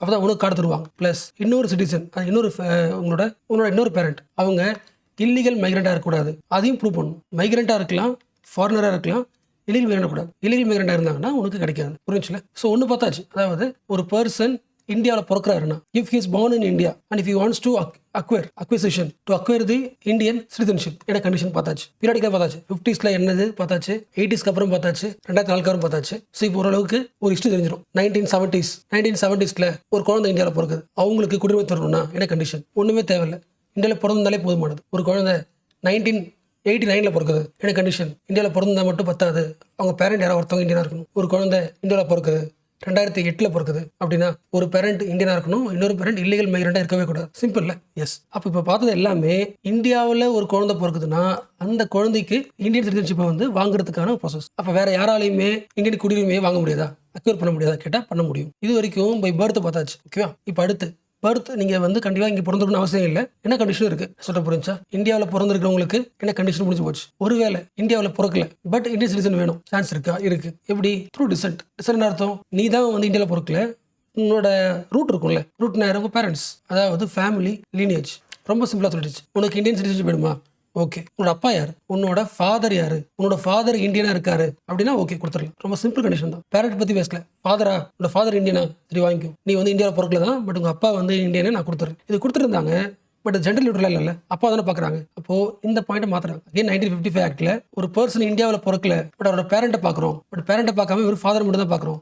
அதை சரி பண்ணணும். இந்த ஆக்டில் மாத்திரம் 1992 1955 என்ன பண்றோம்? திருத்துறோம். இதுக்கப்புறம் 10th December 1992 அதுக்கப்புறம் ஒரு பர்சன் வந்து இந்தியாவில் பிறக்கல, அவரால் இந்தியன் சிட்டிசன்ஷிப் வாங்க முடியுமா? வாங்க முடியும், ஈஸியாக வாங்கலாம். இப்போ வந்து கண்டிப்பாக ஃபாதர் தான் இந்தியன் சிட்டிசன் ஆகணும் அவசியம் கிடையாது. எய்தர் பேரண்ட், அப்பா இல்லை அம்மா, யாராக வேணா இருக்கலாம். யாராவது ஒருத்தவங்க இந்தியன் சிட்டிசனாக இருந்தாங்கன்னா உங்களுக்கு த்ரூ டிசென்ட், நீங்கள் இந்தியாவில் பிறக்கல பட் த்ரூ டிசென்ட் லீனியேஜை பார்த்து அப்பாவோ அம்மாவோ யாரோ ஒருத்தவங்க இந்தியா இருக்காங்க வாங்கிக்கலாம். டிஃபரன்ஸ் புரிச்சுல? 1992 முன்னாடி வரைக்கும் ஃபார் எக்ஸாம்பிள் நம்ம இந்தியாவில் இருக்கிற ஒரு உமன் வந்து யூஎஸ்ஏ ஒர்க் பண்ணுறாங்க வச்சுக்கலாம், அங்கே மேரேஜ் பண்ணிக்கிறாங்க. அந்த குழந்தைக்கு கிடைக்குமா? 1985 குழந்தை பிறக்காது, கிடைக்காது. என்ன ரீசன்? அவங்க ஃபாதர் என்ன கிடையாது, இந்தியன் கிடையாது. தப்பா இருக்குல்ல? அதை மாத்துறாங்க. என்ன மாத்துறாங்க? அப்பா இல்லை அம்மா யார் வேணா இந்தியனா இருக்கலாம், யாரா ஒருத்தவங்க இந்தியனா இருந்தாலும் நீ ஃபாரின்ல பிறந்தாலும் உனக்கு சான்ஸ் இருக்கு. த்ரூ டிசென்ட் வழியா உன்னோட லீனியேஜ் காமிச்சு இந்தியன் சிட்டிசன்ஷிப் வாங்கிட முடியும். ஓகே. அப்போ என்ன ஆகும்? நிறைய பேர் கிடைக்கும் தானே. நிறைய இந்தியன்ஸ் என்ன பண்ணுவாங்க? வெளிநாட்டுக்கு போவாங்க, யூரோப்பில் ஸ்டே பண்ணுவாங்க, அங்கே மேரேஜ் பண்ணிப்பாங்க. அப்போ அந்த குழந்தை என்ன பார்க்கும்? சிட்டிசன் ஆகலாம்ல. அப்போ இதை இன்னும் கொஞ்சம் ஸ்ட்ரிக்ட் ஆக்குறாங்க. மீனிங் புரிச்சா? நம்ம இந்தியாவில் ஒரு குழந்தை பிறக்குது, அதுக்கு என்ன கண்டிஷன்ல பார்த்தாச்சு. அவங்க விட்டுருங்க, அவங்களுக்கு என்ன கிடைச்சிச்சு? குடியுரிமை கிடைச்சிச்சு ஈஸியாக. இந்தியாவில் பிறக்காத ஒரு பர்சனுக்கும் சிட்டிசன்ஷிப் வாங்க முடியும். எப்படி? லீனியேஜை பாருங்க, பேரண்ட்ஸை பாருங்க, அதான் பார்த்தோம். பட் 2004 அப்புறம் December 3, 2004 அப்புறம் இந்த லீனியேஜில் ஒரு எக்ஸ்ட்ரா ஒரு ரூல்ஸ் கொண்டு வராங்க. ஒரு இந்தியன் ஓகே வெளிநாட்டில் போய் மேரேஜ் பண்ணிக்கிட்டார், குழந்தை பிறக்குது. உங்கள் குழந்தைக்கு இந்தியன் சிட்டிசன் வேணும்னா, உங்கள் குழந்தை என்ன பண்ணல? இந்தியாவில் பிறக்கல, வெளிநாட்டில் பிறந்திருக்கு, பட் வேணும்னா இந்த குழந்தை பிறந்த 1 இயர்ல நீங்கள் எந்த ஊர் இருக்கீங்களோ அந்த ஊரில் இந்தியன் ஆஃபீஸ் இருக்கும்ல, இந்தியன் எம்பசி, அந்த ஆஃபீஸில் போய் ரெஜிஸ்டர் பண்ணுங்க. 1 இயர்க்குள்ளே ரெஜிஸ்டர் பண்ணுறது இது ஒன்று. அட் த சேம் டைம் உங்கள் குழந்தைக்கு வந்து வேற எந்த கண்ட்ரியோட பாஸ்போர்ட்டும் இருக்கக்கூடாது. உங்கள் குழந்தைக்கு நீங்கள் வேற எந்த பாஸ்போர்ட்டும் வாங்கி தரல, இந்தியன் பாஸ்போர்ட் மட்டும் தான் நீங்கள் ஆசைப்படுறீங்க அப்படின்னு என்ன பண்ணுங்க? எழுதணும். இது கண்டிஷன். அப்புறம் அந்த குழந்தை பெருசானதுக்கப்புறம் 18 வயசு ஆனதுக்கப்புறம் அடுத்த ஒரு 6 மாதத்துக்குள்ளே, 18 வயசு ஆகிட்டு ஒரு 6 மாதத்துக்குள்ளே எனக்கு இந்த குழந்தை சொல்லணும், எனக்கு வேற எந்த நாட்டோட குடியுரிமை எனக்கு இல்லை அப்படி 6 மாதத்துல ப்ரூவ் பண்ணிடுச்சுன்னா என்ன உண்டு? சிட்டிசன்ஷிப் உண்டு. இப்போ என்ன ஆகுது? ஸ்ட்ரிக்ட் ஆகுதுல்ல. 1950s 60s 70s 80s 1990s வரைக்கும் 92 வரைக்கும் நீ பிறக்கலாலும் பரவாயில்ல, அப்பாவை காட்டு, அப்பா இந்தியா இருக்கும் அப்டேட் பண்றாங்க. சரி அப்பா தேவையில்ல, அட்லீஸ்ட் அம்மா வச்சு எனி ஒன்று இருக்கலாம். பட் இதெல்லாம் செட் ஆகாது. இப்போ 2004 அப்புறம் இன்னும் என்ன பண்ணுறோம்? ஸ்ட்ராங் ஆகிறோம். அந்த குழந்தை பிறந்ததுக்கு அப்புறம் இந்தியன் ஆஃபீஸில் போய் ரெஜிஸ்டர் பண்ணுங்க. ஓகே, வேற எந்த கண்ட்ரி பாஸ்போர்ட் வாங்கக்கூடாது. 18 வயசு ஆனதுக்கு அப்புறம் அடுத்த 6 மாதத்துக்குள்ள அவருக்கு வேற எந்த கண்ட்ரியோட குடியுரிமை இல்லை, வாங்க இன்ட்ரெஸ்ட் இல்லை, இந்தியா மட்டும் தான் வாங்கணும் அப்படின்றத வெளிப்படுத்துங்க, கொடுத்துருவாங்க. அப்போ 18 வயசு வரைக்கும் அடுத்த செக் இருக்கு. ஓகேவா? அப்போ இந்தியன்ல பிறக்கிற ஒரு குழந்தைக்கு எப்படின்னு பார்த்தாச்சு. இந்தியன் பேரண்ட் ஒருத்தவங்க குழந்தை வந்து வெளிநாட்டில் பிறக்குது, அதுக்கு என்ன ரூல்ஸ் பார்த்தாச்சு கரெக்டாக. ஃபார் எக்ஸாம்பிள் 2020 யூஎஸ்ஏல நம்ம இந்தியனோட பேரண்டோட ஒரு குழந்தை வந்து அங்கே பிறக்குது, அதில் வாங்க முடியுமா? ஈஸி. பிறந்த 1 இயர்ல ரெஜிஸ்டர் பண்ணுங்க. என்ன பார்த்தோம்? 2004 அப்புறம் ஸ்ட்ரிக்ட் ஆயிடுச்சு. ரெஜிஸ்டர் பண்ணுறங்க. அப்புறம் வந்து வேற எந்த கண்ட்ரி வாங்காதீங்க. 18 வயசுக்கு அப்புறம் அகைன் ப்ரூவ் பண்ணுங்க, வாங்கிக்கோங்க. புரிஞ்சுல? யோசிக்க முடியுதுல? யாரை பற்றி சொல்லணும் உங்களால் ஆன்சர் பண்ண முடியல. எஸ், ஆக்சுவலாக இவ்வளோ பண்ணியும் இன்னும் சில பேருக்கு நம்ம என்ன தரல. அது யார்? ஒரு இந்தியன், ஓகேவா, அவர் வெளிநாட்டில் போய் இன்னொரு ஒரு ஃபாரினர் கூட மேரேஜ் பண்ணிட்டார். அவங்களுக்கு ஒரு குழந்தை பிறகுது. அந்த குழந்தை பார்த்தாச்சு, என்ன பண்ணலாம், டிசன்ட்டை காமிச்சு பேரண்ட்டை காமிச்சு ரெஜிஸ்டர் பண்ணி வாங்கிக்கலாம். பட் இந்த ஃபாரினர் இருக்கார்ல, அவங்க அப்பா இல்லை அம்மா ஃபாரினர், அவர் வந்து யார், ஒரு ஃபாரின் கண்ட்ரியில் இருக்கார். அவரு இந்தியன் சிட்டிசன் வாங்க முடியுமா? அவரு இந்தியன் சிட்டிசனை வாங்க முடியுமா? ரொம்ப சிம்பிள். நீ இந்தியாவுக்கு வந்துரு, இந்தியாவுக்கு வந்து ஒரு 7 வருஷம் ஸ்டே பண்ணு. நீ வந்து இந்தியாவோட ஒருத்தவங்க மேரேஜ் பண்ணிக்கிட்ட, ஓகே, அதனால உனக்கு ஒரு எக்ஸ்ட்ரா ஒரு பெனிஃபிட். நீ ஒன்றும் பண்ண தேவையில்ல, ஒரு 7 வருஷம் இங்கே ஸ்டே பண்ணு. ஸ்டே பண்ணா பண்ணிக்கோ, ரெஜிஸ்டர் அப்ளை பண்ணி வாங்கிக்கோ. என்ன ப்ராசஸ்? Through registration process. ஏன்னா உனக்கு என்ன கிடையாது, நீ இந்தியாவிலையும் பிறக்கல, உனக்கு டிசென்ட் பார்த்தனா உன்னோட ஃபேமிலி பேரண்ட்ஸ் யாருமே இந்தியா கிடையாது, டிசென்ட் வராது. அப்போ டேரெக்டாக என்ன பண்ணி ஆகணும், நீ ஸ்டே பண்ணி ரெஜிஸ்டர் பண்ணி தான் ஆகணும். நீ எப்போ அப்ளிகேஷன் தெரியும், அதுக்கு முன்னாடி ஒரு 7 வருஷம் இந்தியாவில் ஸ்டே பண்ணி வாங்கிக்கோ. இப்போ இப்படி யோசிங்களேன், ஒரு வேலை ஒரு இந்தியன் ஃபாரினர் மேரேஜ் பண்ணிக்கிறாங்க. என்ன பண்ணுறாங்கன்னா, அந்த ஃபாரினுக்கு இவங்க போயிடுறாங்க. போயிட்டு இந்தியாவோட குடியுரிமை வேணாம்னு சொல்லிட்டு அந்த கண்ட்ரியோட சிட்டிசனை மாறிடுறாங்க. இப்போ அவங்க வந்து அந்த கண்ட்ரியோட சிட்டிசனை மாறினாலும் இவங்களோட ஆரிஜின் என்ன, இந்தியா தானே. ஆரிஜின் படி பார்த்தா இவங்க இந்தியன். பட் ஒரு ஃபாரினரை மேரேஜ் பண்ணி அவங்க நாட்டு சிட்டிசனை மாட்டாங்க. இவங்களுக்கு ஒரு சான்ஸ் இருக்குது. நீங்களும் என்ன பண்ணலாம்னா, ஒரு 7 வருஷம் வந்து இந்தியாவில் ஸ்டே பண்ணிங்கன்னா உங்களுக்கு என்ன உண்டு, ரெஜிஸ்ட்ரேஷன் அகெயின் ஃபைல் பண்ணி இந்தியன் சிட்டிசனாக வந்துடலாம். என்ன reason, your Indian origin. Okay, யாருக்கெல்லாம் சில இதெல்லாம் கிடைக்காதோ அவங்க என்ன பண்ணுறாங்க, ஆட் பண்ணுறாங்க. இது வழியா ரெஜிஸ்ட்ரேஷன். இப்போ சொல்லி பார்க்கலாம், ஒரு ஃபாரினர் இந்தியாவில் வந்து ஒரு ஃபாரினர் இந்தியாவில் வந்து ஸ்டே பண்ணி ரெஜிஸ்ட்ரேஷன் வழியா சிட்டிசன்ஷிப் வாங்க முடியுமா? வாங்க முடியாது. இப்போ பார்த்தது ஃபாரினர் கிடையாது. ரெஜிஸ்ட்ரேஷன் பண்ணணும்னா 2 விஷயம். ஒன்று, ஒரு இந்தியனை மேரேஜ் பண்ணிக்கிட்ட ஒரு ஃபாரினர், கரெக்டா, இந்த ஃபாரினருக்கு நம்ம குடியுரிமை வேணும்னா ஒரு இந்தியாவுக்கு வரணும், 7 ஸ்டே பண்ணி ரெஜிஸ்டர் பண்ணணும். அப்போ இந்தியனை மேரேஜ் பண்ண ஒரு ஃபாரினர் அவருக்கு, இல்லைனா இந்தியன் வெளிநாட்டுக்கு போயிட்டு குடியுரிமை வேணாம் சொல்லிட்டு அந்த கண்ட்ரி ஆளாக மாறிட்டு திரும்பி இந்தியாவுக்கு வராங்க வச்சுக்கலாம். இவங்க யாரும் Indian origin. So person of Indian origin, அவங்களும் நம்ம மறுபடியும் வாங்க முடியும் ஒரு 7 இயர்ஸ் ஸ்டே பண்ணலாம். ஓகே, நம்ம இன்னும் பியூராக ஒரு ஃபாரினர் பற்றி பார்க்கல. ஒரு ஃபாரின் கண்ட்ரியில் ஒரு குழந்தை பிறக்குது, அந்த குழந்தைக்கு இந்தியன் ஆரிஜின் இருக்குன்னா வாங்கிக்கலாம், கண்டிஷன் தெரியும், இயருக்கு ஏதாவது வாங்கிக்கலாம். ஒரு இந்தியன் சிட்டிசனை மேரேஜ் பண்ண ஒரு ஃபாரினர் இருக்காரு, அந்த ஃபாரினருக்கு குடியுரிமை வேணும்னா என்ன பண்ணி ஆகணும், ரெஜிஸ்ட்ரேஷன் பண்ணி ஆகணும். டிஃபரன்ஸ் புரியுதா? ஒரு ஃபாரினர் குழந்தை பிறக்குதுல, அந்த குழந்தை குடியுரிமை கிடைக்குது என்ன ரீசனில், through descent, through lineage. Indian சிட்டிசனை மேரேஜ் பண்ணிக்கிட்ட ஒரு ஃபாரினருக்கு கிடைக்குது என்ன வழியில், டிசென்ட் கிடையாது, பானும் கிடையாது, அவர் இந்தியாவில் பிறக்கல, அவர் டிசென்ட் கிடையாது, ஒரே ப்ராசஸ் ரெஜிஸ்ட்ரேஷன். ஓகேவா? அதே மாதிரி யாரெல்லாம் த்ரூ ரெஜிஸ்ட்ரேஷன் வழியா, ஃபார் எக்ஸாம்பிள் ஃபாரினர் பார்த்தோம்ல, மேரேஜ் பண்ணிக்கிட்ட ஃபாரினர் ரெஜிஸ்ட்ரேஷன் பண்ணுறீங்கன்னா நீங்கள் சில விஷயங்களை சம்மதிக்கணும். ஓத் சொல்லுவாங்கல்ல, அதாவது நான் வந்து கான்ஸ்டியூஷனுக்கு ஃபெய்த் அண்ட் அலிஜியன்ஸாக இருப்பேன், இந்தியாவோட லாஸை கேர்ஃபுல்லாக அப்சர்வ் பண்ணுவேன், இந்தியன் சிட்டிசனா என்னோட டியூட்டியை ஃபாலோ பண்ணுவேன். இந்த மாதிரி சில விஷயங்கள் வந்து பதவி பிரமாணம் எடுக்கணும். ஸோ நீ ஒரு இந்தியனை மேரேஜ் பண்ணிக்கிட்ட, இல்லை நீ ஒரு இந்தியன் ஒரிஜினாக இருக்க, ரெஜிஸ்டர் பண்ண போகிற அப்படின்னா இந்த விஷயங்களும் அக்செப்ட் பண்ணிக்கணும். கான்ஸ்டியூஷனுக்கு ஃபெய்த்ஃபுல்லாக இருப்பேன், இந்தியாவில் போகிற எல்லா லாயும் அப்சர்வ் பண்ணுவேன், இந்தியன் சிட்டிசனாக என்னோட டியூட்டியை பண்ணுவேன், இதையும் பண்ணியாகணும். ஸோ இப்போ ஒரு விஷயம் பண்ணலாமா, 1950க்கு முன்னாடி ஒருத்தர் பிறக்கிறார், 1950க்கு அப்புறம் இன்னொருத்தர் பிறக்கிறார், இந்த 2 பேருமே இந்தியாவில் பிறக்கிறாங்க. ஓகே, என்ன கண்டிஷனில் சிட்டிசன்ஷிப் தராங்க? ஒன்று டொமைசல், இன்னொன்று மைக்ரண்ட், பாகிஸ்தானில் வந்திருந்தாலும் ஓகே, இல்லைனா ரெஜிஸ்ட்ரேஷன். பார்த்தோம்ல, இந்தியன் ஆரிஜினாக இருப்பாங்க, அவங்க பேரண்ட்ஸ்லாம் இந்தியாவில் இருப்பாங்க, பட் அவர் வந்து ஃபாரினர் இருப்பார், என்ன பண்ணலாம், அந்த எம்பசியில் வந்து ரெஜிஸ்டர் பண்ணிக்கலாம். 1950க்கு அப்புறம் ஒரு பர்சன் எப்படிலாம் இண்டியன்ஷிப் வாங்க முடியும், இந்தியாவில் பிறந்திருந்தா த்ரூ பர்த், ஓகேவா, த்ரூ பர்த் இல்லை த்ரூ டிசென்ட். நீ இந்தியாவில் பிறக்கல பட் பேரண்ட்ஸை பார்க்கலாம், இல்லைனா த்ரூ ரெஜிஸ்ட்ரேஷன். இதெல்லாம் 1955 ஆக்டில் ஒவ்வொரு டைம் அப்டேட் ஆகி ஸ்ட்ராங் ஆகி வந்துட்டு இருக்கு. ஓகே, இப்போ அடுத்த ப்ராசஸ் தான் முக்கியம். 1955 ஆக்ட் இன்னும் கொஞ்சம் சில எக்ஸ்ட்ரா பாயிண்ட்ஸ் சொல்லுது. நீ இந்தியாவில் பிறந்திருக்கணும் அவசியம் இல்லை, உனக்கு இந்தியன் ஆரிஜின் இருக்கணும் அவசியம் இல்லை, நீ இந்தியன் வந்து ஒருத்தவங்க மேரேஜ் பண்ணிக்கணும் அவசியம் கிடையாது, அப்படிலாம் ஒன்றும் அவசியமே கிடையாது. நீ ஒரு ஃபாரினராக இருக்க, யுவரே ஃபாரினர், பட் இந்தியாவில் உனக்கு இந்தியன் கண்ட்ரி பிடிச்சி போயிருக்கு, இந்தியன் சிட்டிசன் தான் ஆசைப்படுற, அதுக்கு ஒரு வழி இருக்குது. உனக்கும் இந்தியாவுக்கு தொடர்பே இல்லை, பட் இந்தியாவில் மாறதுக்கு ஆசைப்படுற. அப்போ ஃபர்ஸ்ட் என்ன பண்ணணும்னா, இந்தியாவோட கல்ச்சர் கூட நீ பழகணும். நேச்சுரலைசேஷன், நேச்சுரல் இந்தியா மேலே நீ மாறு. எப்படி மாறுறது, ரொம்ப பெரிய கண்டிஷன்.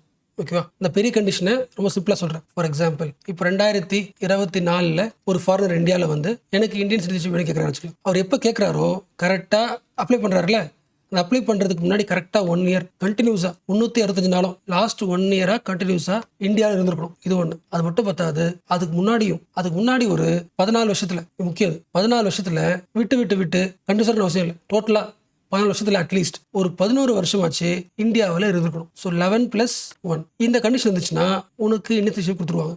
பண்ணி புரிச்சா, அவுட் ஆஃப் டோட்டலாக அப்படி ஒரு ஃபாரினர் இந்தியாவுக்கு வரணும்னா முதல் கண்டிஷன் அட்லீஸ்ட் ஒரு 15 வருஷம் இந்தியாவில் இருக்கணும். 15 வருஷத்தில் அப்ளை பண்ணுற லாஸ்ட் 1 இயரில் கண்டினியூஸாக இருக்கணும்.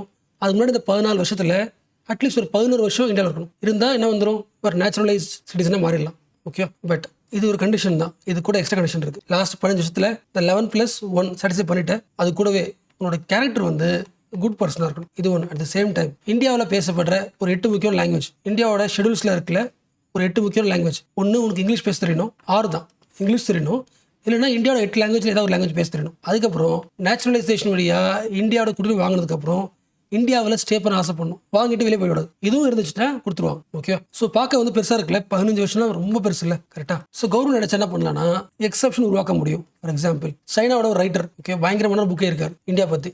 நம்ம என்ன நினைக்கிறோம், அவருக்கு இந்தியன் சிட்டிசன்ஷிப் தரலாம், பிளான் பண்ணால் கொடுத்துடலாம். ஸோ உலக லெவலில் யார் சயின்ஸில், ஃபிலாசபியில், லிட்ரேச்சரில், ஆர்ட்டில், இல்லை வேர்ல்டு பீஸில், இல்லை ஹியூமன் ப்ராக்ரஸில் இந்த மாதிரி ஏதாவது ஒரு விஷயத்தில் எக்ஸ்பர்ட்டாக இருக்காங்க, ஸ்பெஷலைஸ்டாக இருக்காங்க, கான்ட்ரிபியூட் பண்ணியிருக்காங்க அப்படின்னா அவங்களுக்கு இந்த 11+1 இருக்குல்ல, இதெல்லாம் பார்க்கணும் அவசியம் இல்லை, சிம்பிளாக கொடுத்துட முடியும். அந்த எக்ஸப்ஷனும் இருக்குது. எப்படி வந்து த்ரூ ரெஜிஸ்ட்ரேஷன் பார்த்தோமோ, ரெஜிஸ்ட்ரேஷன் பண்ணுறவங்களுக்கு எப்படி வந்து அந்த த்ரூ ஃபெய்த் ஃபாலோ த டியூட்டிலாம் இருக்குல்ல, அதே மாதிரி இந்த நேச்சுரலைசேஷனாக வாங்குறவங்களுக்கும் என்ன பண்ணி ஆகணும், போத் உண்டு. சேம் ட்ரூ ஃபெய்த்தாக இருக்கணும், லாஸை மேனேஜ் பண்ணணும், டியூட்டிஸை ஃபுல்ஃபில் பண்ணணும். ஓரளவுக்கு புரிஞ்சுல. இப்போ 1955 அப்புறம் பிறக்கிறவங்க கண்டிஷன் த்ரூ பார்ன், இல்லை த்ரூ டிசென்ட், இல்லை த்ரூ ரெஜிஸ்ட்ரேஷன், இல்லைன்னா த்ரூ நேச்சுரலைசேஷன். இந்தியாவில் பிறந்தவர், இந்தியாவுக்கு வெளியே பிறந்தவர், இந்தியா மேரேஜ் பண்ணிக்கிட்டு ரெஜிஸ்டர் பண்றவர், ஃபாரினர், இவங்க எல்லாருக்குமே தரோம், நம்ம சிட்டிசன்ஷிப் தரோம். ஓகேவா. அடுத்து முக்கியமானது 1955 ஆக்டை 2019 அமௌண்ட் பண்றோம். அதுதான் சிட்டிசன்ஷிப் அமெண்ட்மெண்ட் ஆக்ட் 2019. இந்த ஆக்ட் என்ன பண்ணுதுன்னா ஒன்னே தான் பண்ணுது, எதையும் டச் பண்ணல. இந்த நேச்சுரலைசேஷன் பார்த்தோம்ல, இந்த நேச்சுரலைசேஷன் ப்ராசஸை இந்த மெத்தடை மட்டும் அப்டேட் பண்ணுது. ஃபர்ஸ்ட் புரிஞ்சு போச்சா, வாட் இஸ் நேச்சுரலைசேஷன்? மற்ற கண்ட்ரியில் இருக்கிற ஃபாரினர், ஓகேவா, இந்தியாவுக்கு அவங்க தொடர்பே கிடையாது. ஒரு ஃபாரினர் என்ன பண்ணலாம், இந்தியாவில் வந்து 11+1 லாஸ்ட் 15 வருஷத்துல கரெக்டாக நேச்சுரலாக இருந்துட்டு வாங்கிக்கலாம். இந்த ரூல்ஸை கொஞ்சம் ஈஸியாக்குறாங்க இந்த ஆக்டில். Citizenship amendment act of 2019 naturalisation ப்ராசஸை ஈஸியாக்குது. என்ன ஈஸியாக்குது, ஒரு ஃபாரினர் இந்தியாவில் அப்ளை பண்ணி குடியுரிமை வாங்க முடியும். பட் அந்த அப்ளை பண்ணும்போது லாஸ்ட் 1 இயர் எப்படி இருக்கணும், கண்டினியூஸாக இருக்கணும், சேம் தான். பட் அதுக்கு முன்னாடி ஒரு 14 வருஷம் இருக்குல்ல, 14 வருஷத்துல ஜஸ்ட் ஒரு 5 வருஷம் விட்டு ஒரு 5 வருஷம் இருந்தாலே போதுமானது. புரிஞ்சா, ஃபர்ஸ்ட் அவுட் ஆஃப் 14ல் 11+1 இப்போ என்ன ஆகிட்டாங்க, 5+1 ஆகிட்டாங்க. பாதிக்கு குறைஞ்சு போச்சு. அப்போ நேச்சுரலைசேஷன் ப்ராசஸை இன்னும் கொஞ்சம் என்ன பண்ணுறாங்க, ஈஸியாக்குறாங்களா.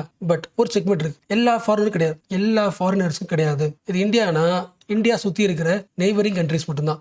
என்ன சொல்ல போனால் இந்தியா சுற்றி இருக்கிற பெர்சிக்யூட்டட் மைனாரிட்டிஸ், அதாவது ஃபார் எக்ஸாம்பிள் பாகிஸ்தான், பங்களாதேஷ், ஆப்கானிஸ்தான், இந்த மாதிரி கண்ட்ரியில் அந்த கண்ட்ரியோட மைனாரிட்டி அவங்களுக்கு லைஃப் த்ரெட் இருக்கு, அவங்க உயிருக்கு ப்ராப்ளம் இருக்கு அப்படின்னா அவங்க இந்தியாவில் இல்லீகலாக வந்து ஸ்டே பண்ணுறாங்க அப்படின்னா ஒரு 5 வருஷம் +1 இயர் கண்டினியூஸாக ஸ்டே பண்ணாலே வாங்கிக்கலாம். இப்படி புரிஞ்சா. அப்போ நேச்சுரலைசேஷன் ப்ராசஸ் வந்து எல்லாருக்கும் ஈஸி ஆக்கல, எல்லாருக்கும் ஃப்ளெக்சிபிள் ஆக்கல. 3 கண்ட்ரி தான், பாகிஸ்தான், பங்களாதேஷ், ஆப்கானிஸ்தான். அந்தந்த கண்ட்ரியில் இருக்கிற மைனாரிட்டிஸ், ஃபார் எக்ஸாம்பிள் பாகிஸ்தானில் மைனாரிட்டிஸ் யார் இருக்கலாம், இந்த எல்லா கண்ட்ரிலையும் யாரு டாமினேஷன் முஸ்லிம்ஸ். அந்த கண்ட்ரியில் மைனாரிட்டி இருப்பாங்க, ஹிந்துஸ், சிக்ஸ், புத்திஸ்ட், ஜெயின்ஸ், பார்சிஸ், கிறிஸ்டியன்ஸ். இந்த மாதிரி அந்த கண்ட்ரியோட மைனாரிட்டிஸ் என்ன பண்ணலாம், அங்கே உங்களுக்கு ரிலீஜியஸ் பர்சிக்யூஷன் பண்ணுறாங்க, ரிலிஜன் பேரால உங்களை அட்டென்ட் பண்ணுறாங்க, உங்களை டிஸ்டர்ப் பண்ணுறாங்க அப்படின்னா, ஒருவேளை நீங்கள் இந்தியாவுக்குள்ள வந்திருக்கீங்க, இந்தியாவுக்குள்ள இல்லீகலாக உள்ள வந்துட்டீங்க அப்படின்னா இந்தியாவுக்குள்ள வந்து ஒரு 5+1 இயர் ஸ்டே பண்ணியிருந்தீங்கன்னா ஆட்டோமேட்டிக்காக ஆஃபீஸ் போயிட்டு இந்தியன் சிட்டிசன்ஷிப் வாங்கிக்கலாம். ஓகேவா. ஃபர்ஸ்ட் டைம் இந்தியாவுக்குள்ள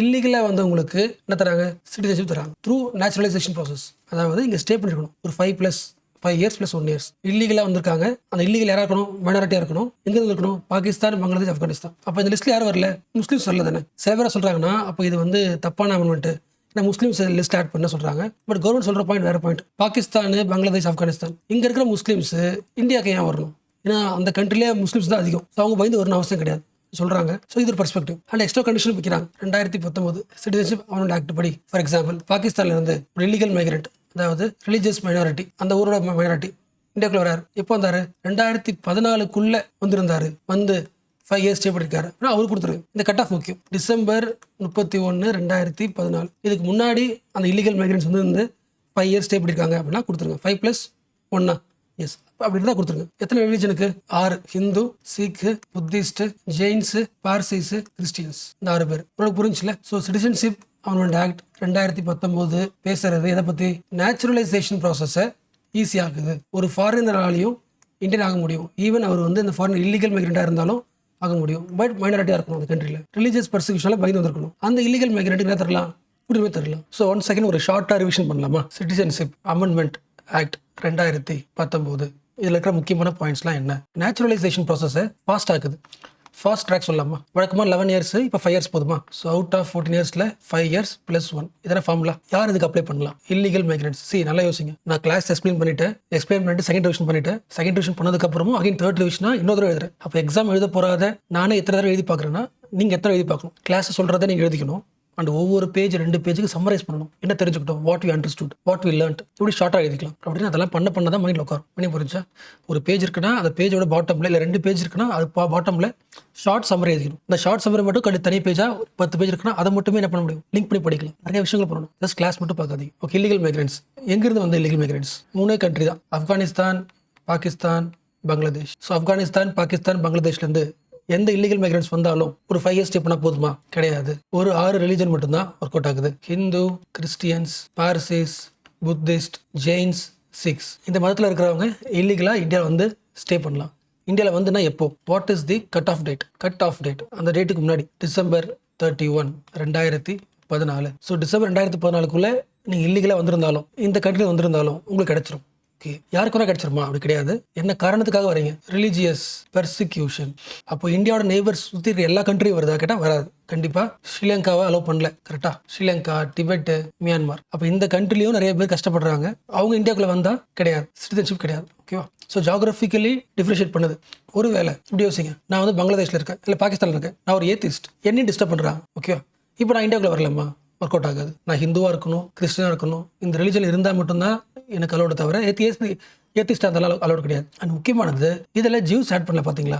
இதெல்லாம் எக்ஸாமில் கேட்க வேண்டிய குட்டி குட்டி பாயிண்ட்ஸ். ஓகேவா? இப்போ ஒரு கொஸ்டின் கேட்குறேன். உங்களுக்கு இந்த கிளாஸ் எப்போ புரிஞ்சிடுச்சு அப்படின்னா, நான் சொல்கிற பாயிண்ட் புரிஞ்சா கிடையாது. நான் சொல்கிற விஷயத்த இந்தியாவுக்குள்ளே எந்த கிளாஸ் கிடையாது, எந்த கிளாஸ் இருந்தாலும் அந்த டாப்பிக்கை, அந்த விஷயத்தை விஷுவலைஸ் பண்ணால் வரணும். ரியல் டைமில் சிமுலேட் பண்ணால் அந்த ஈவெண்ட் வரணும், அந்த இன்சிடென்ட் வரணும். சினாரியோ வந்துருச்சு அப்படின்னா உங்களுக்கு ஒர்க் அவுட் ஆயிடுச்சுன்னு அர்த்தம். நான் எக்ஸாம்பிள் சொல்லாமலே உங்களால் ஒரு இன்சிடென்ட் யோசிக்க முடியுது. ஆமாம், இந்த ஐடியாவை இப்படி இதை லிங்க் பண்ண முடியும் ரியல் லைஃப்பில் பண்ணிட்டீங்கன்னா சக்ஸஸ். பண்ண முடியல, நான் சொல்கிற எக்ஸாம்பிளாச்சும் லிங்க் பண்ணிக்கணும். So just like that positive வராதிங்க. ஓகேவா? இப்போ ஒரு ரியல் லைஃப் கான்டெக்ஸ்ட். இப்போ நான் ஒரு இல்லீகல் மைக்ரண்ட், ஃபார் எக்ஸாம்பிள் பங்களாதேஷ்ல இருந்து இந்தியாவில் வந்து செட்டில் ஆகிறேன். எந்த இடத்துல? இந்தியாவில் ஏதோ ஒரு பகுதியில். என்ன காரணத்துக்காக வர? உன்னோட ஊரில் பங்களாதேஷ்ல வந்து உனக்கு வந்து ரிலீஜியஸ் பர்சிக்யூஷன் நடக்குது, பயந்துட்டு வர. இந்தியாவில் ஸ்டே பண்ணுற 5 இயர்ஸ் ப்ளஸ் 1 ஸ்டே பண்ணிட்டேன். உனக்கு கிடைச்சிருமா அப்படி கேட்டால் கிடைச்சிடாது. அதாவது இந்தியாவில் எல்லா பகுதியும் போனால் இந்தியாவில் எல்லா பகுதிக்கும் இந்த ரூல்ஸ் அப்ளை ஆகாது. அதாவது சிட்டிசன்ஷிப் அமெண்ட்மெண்ட் ஆக்ட் இருக்குல்ல 2019, அதுக்கு சில எக்ஸப்ஷன்ஸ் இருக்கு. ஃபார் எக்ஸாம்பிள், நீ ஒரு இல்லீகல் மைக்ரண்ட் பங்களாதேஷ்லேருந்து வர, வந்து மிசோரமில் போய் ஸ்டே பண்ணுறேன், அங்கே 5 இயர்ஸ் இருக்கிற, அப்புறம் 1 இயர் இருக்கிற, அப்ளை பண்ணுறேன், உனக்கு கிடைக்காது. என்ன ரீசன்? CA ஆக்டில் 2019 ஆக்டில் சில எக்ஸப்ஷன் கொடுத்துருக்காங்க. இந்தியாவில் சில பகுதியில் நீங்கள் இல்லீகல் மைக்ரண்டாக இருந்தாலும், நீங்கள் அந்த 6 ரிலிஜன் இருந்தாலும், நான் சொன்ன கண்ட்ரியில் இருந்தாலும் ஒர்க் அவுட் ஆகாது. என்னென்ன எக்ஸப்ஷன் அப்படி பார்க்கலாம். So not applicable to Schedule 6 of tribal areas. இந்தியாவில் சில முக்கியமான ட்ரைபல் ஏரியாஸ் இருக்குது. அந்த எதெல்லாம் முக்கியமான ஏரியாவோ அது இந்தியாவோட Schedule 6 லிஸ்ட் பண்ணியிருப்பாங்க. அந்த ஏரியாக்குள்ளே நீங்கள் போய் செட்டில் ஆகுறீங்கன்னா உங்களுக்கு கிடைக்காது. ஃபார் எக்ஸாம்பிள், இதெல்லாம் வரும் அதில் உங்களுக்கு தெரிஞ்சது தான். அஸ்ஸாம், மேகாலயா, மிசோரம், திரிபுரா. இந்த ஏரியா எல்லாமே ட்ரைபல்ஸ் வாடுற ஏரியா. அண்ட் ஆல்சோ அஸ்ஸாம் முழுக்க கிடையாது. அஸ்ஸாம் ஸ்டேட்டில் சில பகுதி, மேகாலயாவில் சில பகுதி, மிசோரமில் சில பகுதி, திரிபுரா சில பகுதி. என்ன சொல்ல புரிஞ்சா? இந்த ஸ்டேட்டில் சில ஏரியாஸ் வந்து ட்ரைபல் ஏரியாஸாக இருக்கும். ஃபார் எக்ஸாம்பிள், இப்போ அஸ்ஸாமில் வச்சுங்களேன். அஸ்ஸாமில் வந்து கவுகாத்தின்னு ஒரு சிட்டி இருக்குது. ஓகேவா? அஸ்ஸாமில். அதே அஸ்ஸாமில் கார்பி அங்லாங்னு ஒரு பிளேஸ் இருக்குது, ஒரு டிஸ்ட்ரிக்ட் இருக்குது. நீ ஒரு இல்லீகல் மைக்ரண்ட்டு கவுகாத்தில் செட்டில் ஆகிறீங்கன்னு வச்சுக்கலாம். அப்போ உண்டு, ஏன்னா ட்ரைபல் ஏரியா கிடையாது. இப்போ கார்பி ஆங்லாங்கில் போயிட்டு 5 இயர்ஸ் ப்ளஸ் 1 இயர்ஸ் இருக்கீங்கன்னா அது ட்ரைபல் ஏரியா, Schedule 6 பாதுகாக்கப்பட்ட ஏரியா. அந்த ஏரியாவில் போயிட்டு நீங்கள் ஸ்டே பண்ணிட்டீங்கன்னா அப்ளிகேஷன் கொடுத்தா உங்களுக்கு கிடைக்காது. ஏன்னா உங்களுக்கு சிட்டிசன்ஷிப் கொடுத்துட்டாங்கன்னா அந்த மக்களோட கல்ச்சர் என்ன ஆகும்? டிஸ்டர்ப் ஆகும். அவங்களுக்கு ஒரு யூனிக் கல்ச்சர் இருக்குது. ட்ரைபல் ஏரியாஸ்க்கு யூனிக் கல்ச்சர் இருக்குது. அங்கே அவங்க தான் சிட்டிசனு, மற்ற யாரும் அலோட் நாட் அலோட். அப்படின்னு புரிச்சுல. அஸ்ஸாம், மேகாலயா, மிசோரம், திரிபுராவோட சில பகுதிகளில் ஷெட்யூல் ஏரியாஸ் லிஸ்ட்டில் இருக்குது. அங்கே ஒர்க் அவுட் ஆகாது. இது ஃபர்ஸ்ட். இன்னொன்று அதை விட்டுருங்க, ஃபர்ஸ்ட் முடிச்சாச்சு. ஓகேவா? ரெண்டாவது லிமிடேஷன்ஸ். மிசோரம் இப்போ முழுக்க அது சில பகுதி சொன்னோமா, அது தனி ரூல்ஸ். இப்போ ஃபுல்லாகவே மிசோரம் ஃபுல் ஸ்டேட். அருணாச்சல் பிரதேஷ், நாகாலாந்து, மணிப்பூர். யோசிக்க முடியுதா? இந்த மக்களோட இந்த ஸ்டேட் முழுக்க சொல்கிறேன். அது வந்து சில ஏரியா சொன்னால இது ஸ்டேட் முழுக்க. இந்த ஃபுல் ஸ்டேட்டோட கல்ச்சரே டிஃப்ரெண்ட்டாக இருக்கும். அங்கே இருக்கிற மக்களோட வாழ்வியலே டிஃப்ரெண்ட்டாக இருக்கும். இந்த ஸ்டேட்டுக்குள்ளே போயிட்டு இல்லீகலாக நீங்கள் வந்து அங்கே குடிநீர் வாங்கினீங்கன்னா அவங்க கல்ச்சர் டிஸ்டர்ப் ஆகும். அப்போ எந்த ஸ்டேட்டில் எந்த பகுதியில் இருந்தாலும் CAA 2019 will not work for you, not applicable. Meaning புரிச்சா? ஈவன் இந்தியன்ஸே இந்த ஸ்டேட்டுக்கு போனால் கூட பர்மிஷன் வாங்கிட்டு தான் போகணும். படிச்சிருப்போம் நம்ம ஆல்ரெடி. Inner line permit. இந்த ஸ்டேட்டுக்குள்ளே நீங்கள் போகணுன்னா பர்மிஷன் லெட்டர் வாங்காமல் இந்தியனாலே போக முடியாது. இல்லீகல் மைக்ரண்ட் நம்ப முடியாது, உள்ளே போக முடியாது. கண்டுபிடிச்சிட்டாங்கன்னா வெளியே அனுப்பிடுவாங்க. So Bengal eastern frontier act 1873 போட்ட ஆக்ட். உங்கள் புக்லேயே இருக்குது, பட் அகைன் எக்ஸ்பிளைன் பண்ணுறேன். Bengal eastern frontier regulation act 1873. இந்த ஆக்ட் படி மிசோரம், அருணாச்சல் பிரதேஷ், நாகாலாந்து, மணிப்பூர் இந்த பகுதிக்கு யாராவது உள்ளே போகிறீங்கன்னா பர்மிஷன் லெட்டர் இல்லாமல் அங்கே போய் பார்க்க முடியாது. பிகாஸ் அவங்களோட கல்ச்சர் யூனிக். ரெண்டாவது exception, not applicable. So exceptions over. ஓகேவா? இப்போது சில ஸ்டேட் வந்து இந்த ஆக்ட் அக்செப்ட் பண்ணல. என்ன ரீசன்? இப்போ இந்தியா வச்சுக்கலாம், இந்தியாவில் தமிழ்நாடு வச்சுக்கலாம். இப்போ தமிழ்நாட்டிலேருந்து ஸ்ரீலங்கா இருக்காங்களா, ஸ்ரீலங்காவில் தமிழக மக்கள் இருக்காங்க, அங்கே வார் நடந்திருக்கு, உயிருக்கு அச்சுறுத்தல் இருக்குது. இப்போ இந்த ஆக்டை பேஸ் பண்ணி அந்த டைமில் நிறைய பேர் இங்கே வந்திருக்கலாம், தமிழ்நாடுக்கு வந்திருக்கலாம், பயந்து போயிட்டு இல்லீகலாக இங்கே வரலாம். எப்போ வந்திருப்பாங்க? 2007 எப்போ வந்திருக்கலாம். அவங்களும் மதத்தின் பேராக புத்திசம்ன்ற அந்த டாமினேஷனால சண்டை போகிறத பயந்துக்கிட்டு வராங்க. அப்போ அவங்களோட உரிமை என்ன ஆகுது? டிஸ்டர்ப் ஆகுதா? ஸோ ஒவ்வொரு ஸ்டேட்டுக்கும் எதிர்க்கிறது ஒரு காரணம் இருக்கும். பட் எக்ஸாம் பாயிண்ட் ஆஃப் வியூவில் நம்ம ஆல்ரெடி பார்த்த விஷயம், ஒரு ஸ்டேட் ரொம்ப எதிர்க்குது. அதுக்கு என்ன ரீசன் உங்களுக்கு தெரியும், பார்க்கலாம். எந்த ஸ்டேட்டில் அதிகமான இல்லீகல் மைக்ரேஷன் வராங்க ஞாபகம் இருக்கா? பங்களாதேஷ்ல இருந்து நிறைய மக்கள் வந்து அஸ்ஸாமுக்குள்ள வந்துட்டே இருக்காங்க. ஆயிரக்கணக்கான மக்கள், லட்சக்கணக்கான மக்கள். இது வந்து அஸ்ஸாம் மக்களுக்கு பிடிக்கல. இது நம்ம ஆல்ரெடி பார்த்தாச்சு, இன்டர் செக்யூரிட்டிலே மெயின்ஸ்லேயே பார்த்தாச்சு ஷார்ட்டா. அப்போ இவங்க எல்லாரும் வந்து அஸ்ஸாமில் ஸ்டே பண்ணி சிட்டிசன்ஷிப் வாங்கிடுறாங்க. இதை கண்ட்ரோல் பண்ணும். இதுக்கு ஒரு அக்ரிமெண்ட் போடுங்க. ராஜீவ் காந்தி என்ன பண்ணுறாரு? ஒரு அக்ரிமெண்ட் போடுறாரு, அஸ்ஸாம் அக்கார்ட். சிம்பிளாக சொல்லிட்டார். 1966க்கு முன்னாடி ஃபார் எக்ஸாம்பிள் பங்களாதேஷில் ஒரு இல்லீகல் மைக்ரேட், நீங்கள் வந்து 1966க்கு முன்னாடி அஸ்ஸாமுக்குள்ளே வந்துட்டீங்க அப்படின்னா உங்களுக்கு நான் என்ன பண்ணிடுறேன், குடியுரிமை கொடுத்துட்றேன். ஓகே, பட் ஒருவேளை அதுக்கு மேலே 1966 இருந்து அப்புறம் நீங்கள் வந்து அஸ்ஸாம் போயிருக்கீங்க அப்படின்னா உடனடியாக உங்களுக்கு குடியுரிமை தர மாட்டேன். ஒரு 10 வருஷம் அங்கே நீங்கள் ஸ்டே பண்ணியிருக்கணும். ஸ்டே பண்ணதுக்கு அப்புறம் தான் உங்களுக்கு குடியுரிமை உண்டு. ஈவன் ஓட்டிங் ரைட்ஸே அப்போ தான் உண்டு. பண்ணி புரிச்சா? ஸோ 1966க்கு முன்னாடி வரைக்கும் ஒரு பங்களாதேஷ்காரங்க இந்தியாவுக்கு வராங்கன்னா சிட்டிசன்ஷிப் அலௌடு. பட் அதுக்கப்புறம் நீங்கள் வரீங்க இந்தியாவுக்கு அப்படின்னா அடுத்த ஒரு 10 வருஷத்துக்கு என்ன கிடையாது, சிட்டிசன்ஷிப் கிடையாது. You have to stay for 10 years, then you can get citizenship. 10 years வரைக்கும் உங்களுக்கு எல்லா ரைட்ஸும் உண்டு, எக்ஸப்ட் ஓட்டிங் ரைட்ஸ் கிடையாது. இதில் வருது அஸ்ஸாம் அக்கார்ட். அங்கே என்ன பண்ணுறாங்க, இன்னும் ஸ்ட்ரிக்ட் ஆக்குறாங்க. 1971க்கு அப்புறம் யாராவது பங்களாதேஷ்ல இருந்து இந்தியாவுக்கு வரீங்கன்னா உங்களுக்கு எந்த உரிமையும் கிடையாது. உங்களை பிடிச்சி என்ன பண்ணலாம், அங்கே பங்களாதேஷ்க்கு அனுப்பி போட்டுடலாம். ஸோ அஸ்ஸாம் அக்கார்டை பொறுத்த வரைக்கும் மக்களுக்கு செம்ம ஹாப்பி. எந்த மக்களுக்கு? அஸ்ஸாம் மக்கள். ரீசன் 1971க்கு அப்புறம் எந்த மக்கள்லாம் பங்களாதேஷ் வந்தாங்களோ அவங்க அஸ்ஸாமோட சிட்டிசன் கிடையாது, இந்தியா சிட்டிசன் கிடையாது. அஸ்ஸாமில் வாழ முடியாது, திரும்பி வெளியே போயிடணும். கரெக்டாக? ஸோ ஹாப்பியாக இருக்காங்க. பட் இப்போ என்ன ஆயிடுச்சு, சிட்டிசன்ஷிப் அமெண்ட்மெண்ட் ஆக்ட் 2019 என்ன சொல்லுது, நீங்கள் எப்போ வந்திருக்கலாம், ஈவன் 2010 வந்திருக்கலாம். ஒரு 5 years நீங்கள் ஸ்டே பண்ணி ப்ளஸ் எக்ஸ்ட்ரா 5+1 உங்களுக்கு என்ன உண்டு, இந்தியாவோட சிட்டிசன்ஷிப் உண்டு. நீங்கள் யாராக இருந்தா, ஹிந்துவாக இருந்தா, கிறிஸ்டியனாக இருந்தா, ஒரு 6 ரிலிஜனாக இருந்தா. அஸ்ஸாம் மக்களுக்கு பிடிக்காது. ஏன்னா அஸ்ஸாம் பாயிண்ட் ஆஃப் வியூவில் 1971க்கு அப்புறம் எங்கள் ஸ்டேட்டில் யார் வந்தாலும் நாட் அலவுட். இந்தியா அவங்களுக்கு பர்மிஷன் தரக்கூடாது. என்ன பண்ணிட்டீங்க? இப்போ இந்த கட் ஆஃப் போட்டதே வேஸ்ட்டு. நீங்கள் என்ன பண்ணிட்டீங்க, 2014 சொல்லிட்டீங்க. 2014க்குள்ளே யாராவது வந்திருந்தீங்கன்னா கொடுத்துலாம் சொல்கிறீங்க. இது வந்து எங்களோட ஸ்டேட் ரைட்ஸை டிஸ்டர்ப் பண்ணுது, கிரிட்டிசிசம். ஸோ இது முடிஞ்சிச்சுல. இப்போ அகைன் ஒரு எக்ஸ்ட்ரா பேசிக்ஸ். இது நான் வெளியே தான் போகிறேன், பட் பேசிக்ஸ். பங்களாதேஷ்ல இருந்து அஸ்ஸாமுக்கு உள்ள வராங்க. அஸ்ஸாம் அக்கார்ட் போட்டாச்சு. ஸோ ஜனவரி 1, 1966க்கு முன்னாடி அஸ்ஸாமுக்குள்ளே வந்துட்டேன்னா ஓகே. 66க்கு அப்புறம் 25th March 1971 இந்த இன்பிட்வீனில் நீ வரனா 10 years வெயிட் பண்ணு. 25th March 1971க்கு அப்புறம் எப்போ வந்தாலும் நாட் அலோடா. அஸ்ஸாமில் ஒரு இல்லீகல் மைக்ரேட் என்ன பண்ணாம கேட்கணும்ல. அஸ்ஸாமில் இப்போ லட்சக்கணக்கான மக்கள் வந்துட்டாங்க. இப்போ எந்த மக்கள் எப்போ வந்தாங்க? 1966க்கு முன்னாடி வந்தாங்களா, 71க்கு அப்புறம் வந்தாங்களா, யாரை வெளியே அனுப்புறது, யார் அங்கே வச்சிருக்கிறது, யாருக்கு 10 years பெர்மிஷன் தரது, எதுவுமே தெரியாதுல்ல. அப்போ இதுக்கு என்ன பண்ணுங்க, ஒரு ரெஜிஸ்டர் ரெடி பண்ணுங்க. அஸ்ஸாமுக்குன்னு தனியா ஒரு நேஷனல் ரெஜிஸ்ட்ரி ஃபார் சிட்டிசனை உருவாக்குங்க, NRC. அதாவது அஸ்ஸாமில் வாடுற மக்கள்ல எந்தெந்த இல்லீகல் மைக்ரன்ஸ் வந்து இந்தியாவோட சிட்டிசனா, இந்தியன் நேஷனல் சிட்டிசனா மாறலாம். ஒரு ரெஜிஸ்டர் ரெடி பண்ணுங்க. ரெஜிஸ்டர்னா ஒரு ஷீட் மாதிரி. ஒவ்வொருத்த வீட்டுக்கு போயிட்டு கேட்பாங்க, நீங்க அஸ்ஸாமுக்கு எப்போ வந்தீங்க? 1950. ஓகே. நீங்க அஸ்ஸாமுக்கு எத்தனை எப்போ வந்தீங்க? 1960, 1970, 1980. ஒவ்வொருத்தண்ட போயிட்டு நீங்க என்னைக்கு அஸ்ஸாமுக்கு வந்தீங்கன்னு கேட்பாங்க. அதுக்கு நீங்கள் என்ன பண்ணுவோம் சொல்லுவீங்களே, நான் 1971 கூட வந்துட்டேன்னு சொல்லுவீங்களே, அதுக்கு ப்ரூஃப் தரணும். அந்த ப்ரூஃப் வந்து செம்ம ஸ்ட்ரிக்டாக இருந்துச்சு. ஸோ அஸ்ஸாமில் இருக்க எல்லா மக்களோட டேட்டாவையும் ரெடி பண்ணிவிட்டு இதில் எந்த இயர்லாம் 1971க்கு மேலே வந்திருந்தாங்களோ அவங்கள வெளியே அனுப்பிடணும். பட் சில பேர் சொல்லலாம்ல, நான் வந்து 1960ஸ்லேயே வந்துட்டேன், ஓகேவா, அஸ்ஸாமில் தான் தங்கியிருக்கேன், பட் நான் அஸ்ஸாம்லாம் கிடையாது, பங்களாதேஷ் தான் வந்தேன், 60ஸ்லேயே வந்துட்டேன், அப்போ எனக்கு குடியுரிமை கொடுக்க கேட்கலாம்ல. பட் மேபி இவர்கிட்ட டாக்குமெண்ட் இல்லாமல் இருக்கலாம். பண்ணி புரிச்சா? இப்போ நம்ம 2000 வாடுறோம், டாக்குமெண்ட்ஸ் இருக்கும். 1960s 70ஸ்ல வந்து உங்களுக்கு டாக்குமெண்ட் எதாவது இருக்குமா? ஸோ நான் 1960ஸ்க்கு வந்ததுக்கான எனக்கு டாக்குமெண்ட்டும் எதுவும் என்கிட்ட கிடையாது, ப்ரூஃப் எதுவும் கிடையாது, பட் நான் அஸ்ஸாமில் தான் இருந்தேன் அப்படின்னு சொல்கிறாருன்னா கவர்மெண்ட் அக்செப்ட் பண்ணிக்குமா? கண்டிப்பாக பண்ணாது. நீ ப்ரூஃப் இல்லைன்னு சொல்கிறதுனாலே தெரிஞ்சு போச்சுன்னு போய் சொல்கிறேன். அப்புறம் கண்டிப்பாக 1970s தான் வந்திருப்பேன். நீ ஒழுங்கா அஸ்ஸாம் விட்டு வெளியே போயிடு, உனக்கு குடியுரிமை தர முடியாது சொல்லலாம்ல. அப்புறம் என்ன பண்ணலாம்? ஆக்சுவலி இது எல்லாமே எந்த ஆக்டில் வரும்? ஃபாரினர்ஸ் ஆக்ட் 1946 பார்த்தோம். ஏன் வந்து போச்சு எனக்கு ஃபாரினர்ஸ் ஆக்ட்? எந்த மினிஸ்ட்ரி? Home ministry. அப்போ இந்த ஆக்ட் வழியாக ஹோம் மினிஸ்ட்ரி என்ன பண்ணுதுன்னா ஒரு ஃபாரினர்ஸ் ட்ரைபுனல், ஒரு குழு அமைச்சிருக்கு அஸ்ஸாமில். யாரெல்லாம் கிட்ட டாக்குமெண்ட் இல்லையோ, ப்ரூஃப் இல்லையோ, நீங்கள் என்ன பண்ணலாம், உங்களோட ஐடியாவை, உங்களோட குறையை என்ன பண்ணலாம், ட்ரைபுனலில் சொல்லலாம். ட்ரைபுனல் என்ன பண்ணும், நீ சொல்கிறதெல்லாம் கேட்டு உனக்கு தரலாம் வேணாமல் முடிவு பண்ணும். இந்த ட்ரைபுனலுக்கு பவர் கொடுத்துருக்காங்க. இதெல்லாம் அப்டேட்ஸ். இது அஸ்ஸாமோட NRC. இப்போ இந்தியா பிளான் பண்ணுது, ஒட்டுமொத்த இந்தியாவுக்கு NRC உருவாக்கலாம். அதாவது ஃபர்ஸ்ட் இந்தியாவில் இருக்கிற ஒவ்வொருத்தர் வீட்டுக்கு போயிட்டு எல்லாரோட டீட்டெயில் வாங்கிக்கணும். நீங்கள் யார், இந்தியாவில் வாடுறீங்களா, இல்லை வெளிநாட்டு வந்தீங்களா, என்ன ஒர்க் பண்ணுறீங்க, எல்லாரும். அதாவது ஒட்டுமொத்த பாப்புலேஷன், ஒரு ஃபுல் பாப்புலேஷன் ரெஜிஸ்டர், NPR சொல்லுவாங்க தானே, ஒரு ஃபுல் பாப்புலேஷன் ரெஜிஸ்டர் எடுத்துக்கணும். எடுத்து எல்லாத்தையும் பற்றி எழுதிக்கிட்டு அப்புறம் என்ன பண்ணணும், ஃபில்டர் பண்ணி யாரெல்லாம் வந்து பியூர் இந்தியன்ஸோ, அதாவது இந்தியாவில் வாழ்ந்திருக்காங்க, அதுக்கு ப்ரூஃப் இருக்குது, இந்தியா சிட்டிசன்ஷிப் இருக்குது, ப்ரூஃப் இருக்குது, அவங்கள ஃபில்டர் பண்ணி தனியாக எழுதி வச்சுக்கலாம். நேஷனல் ரெஜிஸ்டர் ஃபார் சிட்டிசன்ஸ், இவங்களாம் இந்தியன் சிட்டிசன்ஸ், இவங்களாம் சிட்டிசன்ஸ் பை பாப்புலேஷன்ஸ். ஞாபகம் இருக்குல்ல, இது நம்ம கிளாஸ்லேயும் பார்த்துருக்கோம், கரண்ட் அஃபேர்ஸில் ஒரு பெரிய வீடியோ போட்டிருக்கேன், அதை ஆட் பண்ணுறேன். ஓகே, இதை விட்டுருங்க.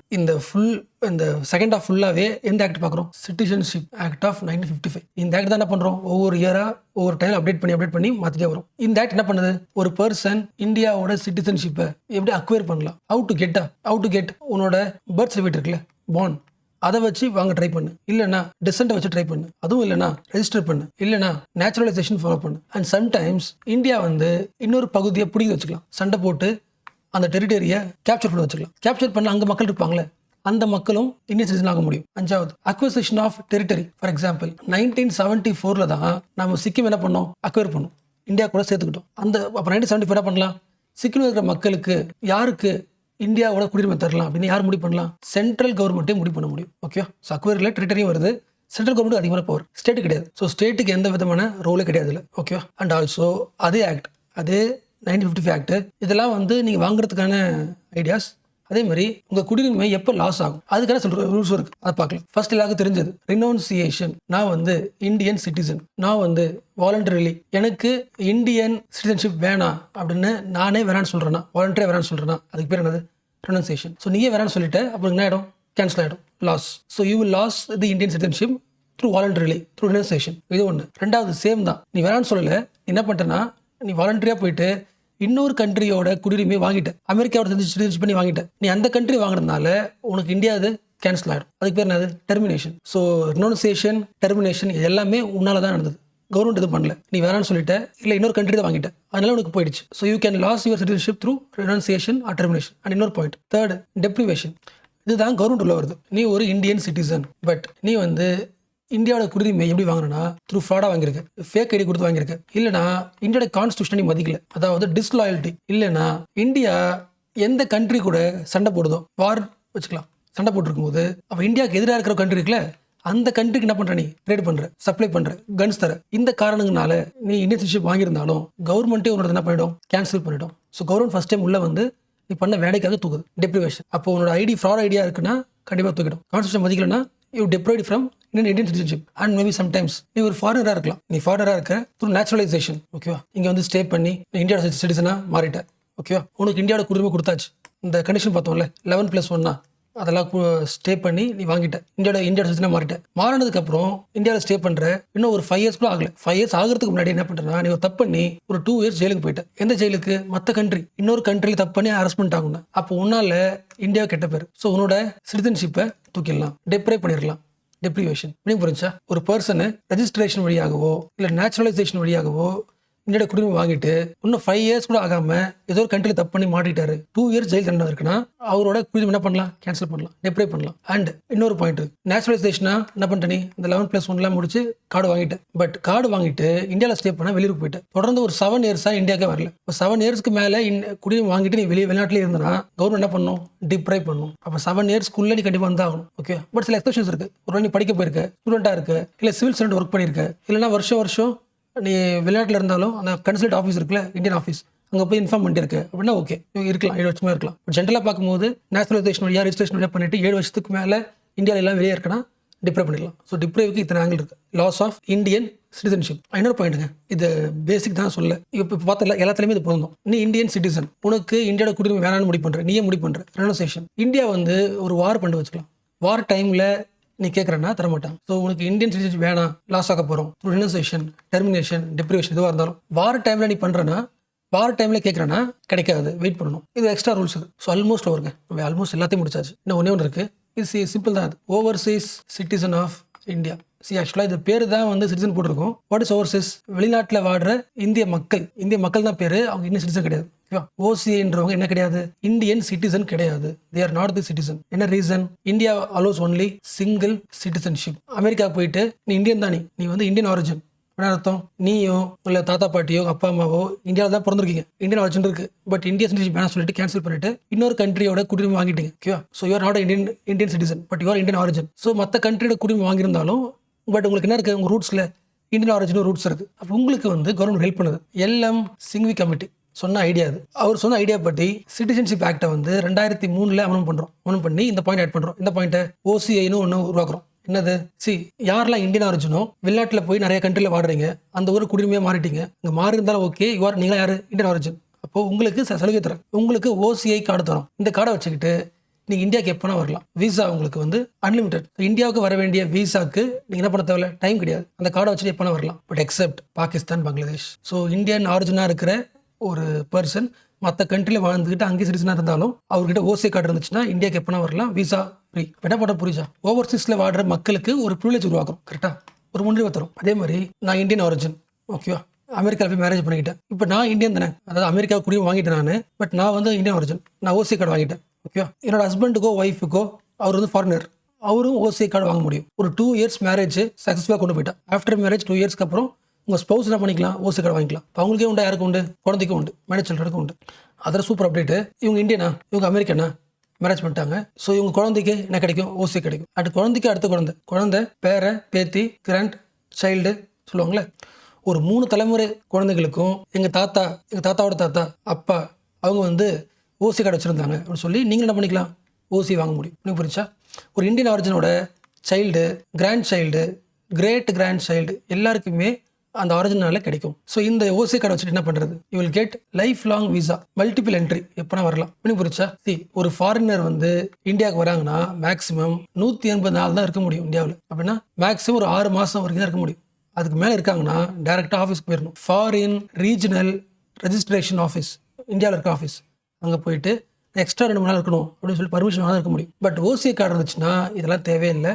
எத்தனை நாளைக்கு வேணால் இந்தியாவில் இருக்கலாம், எப்போனா வரலாம். வழக்கமாக ஒரு ஃபாரினர் வந்து இந்தியாவுக்கு வராருன்னா அந்த ஃபாரினரோட ஃப்ளைட் சார்ஜ்லாம் இருக்குல்ல, அது இந்தியன்ஸுக்கு வர ஃப்ளைட்டை விட காசு அதிகமாக இருக்கும். ஒரு இந்தியன் ஃபாரின்லேருந்து வராருன்னா அவருக்கு டொமஸ்டிக் காசு அதான் இருக்கும். ஒரு ஃபாரினர் இந்தியாவுக்கு வராருன்னா அவருக்கு ஃப்ளைட் ப்ரைஸ் அதிகமாக இருக்கும், ஃப்ளைட் சார்ஜ் அதிகமாக இருக்கும். பட் ஓசிஐ கிடச்சிருந்தீங்கன்னா உங்களுக்கு டொமஸ்டிக்காக என்ன ப்ரைஸோ அந்த ப்ரைஸ் தான் இருக்கும். அண்ட் ஈவன் காலேஜில் உங்களுக்கு இந்தியன் காலேஜில் சீட் உண்டு. நான் ரெசிடென்ட் இந்தியன் இருக்காங்க, 19 இருக்கா என்ஆர்ஐஸ், இந்தியன் சிட்டிசன் தான், இந்தியன் சிட்டிசன் அவங்க. ஆனால் எங்கே இருக்காங்க? விளையாட்டில் இருக்காங்க. யார்? என்ஆர்ஐஸ். அதெல்லாம் பார்த்தோம். என்ஆர்ஐ சீட்டை கூட நீங்கள் என்ன பண்ணிக்கலாம், எடுத்துக்கலாம். யார்?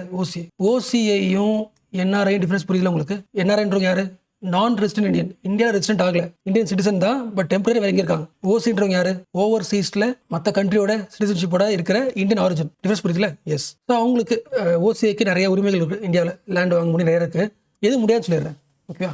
கவர்மெண்ட் ஆஃபீஸில் வேலை உங்களுக்கு கிடையாது, பப்ளிக் எம்ப்ளாய்மெண்ட் உங்களுக்கு கிடையாது. ஓகேவா? ஏன்னா நீங்கள் என்ன கிடையாது, இந்தியன் சிட்டிசனே கிடையாது. ஓசிஐ கார்டுன்றது சிட்டிசன்ஷிப் கார்டு கிடையாது, உங்களோட இந்தியன் ஆரிஜின் ரெஸ்பெக்ட் பண்ணுற கார்டு. ஓகேவா? என்ஆர்ஐன்றது இந்தியன் சிட்டிசன், அவர் டிஃபரன்ஸ் இருக்கு. அதனால ஓசியா இருக்கிறவங்க பப்ளிக் எம்ப்ளாய்மெண்ட்லயோ எலெக்ஷன்ல நிற்கிறதோ பிரசிடென்ட் வைஸ் பிரசிடென்ட் இதுக்கெல்லாம் எதுவுமே நிற்க முடியாது. அண்ட் ஓட்டு போற உரிமை கிடையாது. ஏன்னா ஓட்டு போறதுக்கு என்ன இருக்கணும், நீங்க சிட்டிசனா இருக்கணும், அதுவும் கிடையாது. அண்ட் சம்டைம்ஸ் இந்தியா நினைச்சா, சென்ட்ரல் கவர்மெண்ட் நினைச்சா உங்களோட ஓசியை கடை கேன்சல் பண்ண முடியும். எப்போ நீங்க கார்டை ஃப்ராடா வாங்கியிருந்தீங்கன்னா சேம் தான். கான்ஸ்டியூஷனுக்கு நீங்க வந்து விரதமா இருக்கீங்க, அப்புறம் வந்து இந்தியாவோட எனிமி கண்ட்ரிக்கு நீங்க சப்போர்ட் பண்றீங்க, ட்ரேட் பண்றீங்க அப்படின்னா கார்டை தூக்கிடலாம். சேம். ஸோ ஆல்மோஸ்ட் வருங்க, நம்ம ஆல்மோஸ்ட் எல்லாத்தையும் முடிச்சாச்சு. அண்ட் இந்த பாயிண்ட்ஸே போதும் நினைக்கிறேன். நீங்கள் எக்ஸாம் பாயிண்ட் ஆஃப் வியூலேயே இன்னொரு எவ்வளோ தானே ஒர்க் அவுட் பண்ணாலும் அந்த கிளாஸோட அந்த ஒரு கிளாஸ் ஆர்ட் தானே, அந்த மூமெண்ட்டில் என்னென்ன பாயிண்ட்ஸ் சொன்னால் கரெக்டாக இருக்குன்னு சொல்கிறது தானே. ஸோ 90% முடிச்சுட்டேன், இதுவே போதும்னு நினைக்கிறேன். ஸோ லட்சுமிகாந்த் புக்கில் ரிவிஷன் பண்ணுறேன். லட்சுமிகாந்தில் அதிகமாக இருக்காது, இந்த நோட்ஸே ரெடி பண்ணிக்க, எக்ஸ்ட்ரா பாயிண்ட் தான் படிங்க.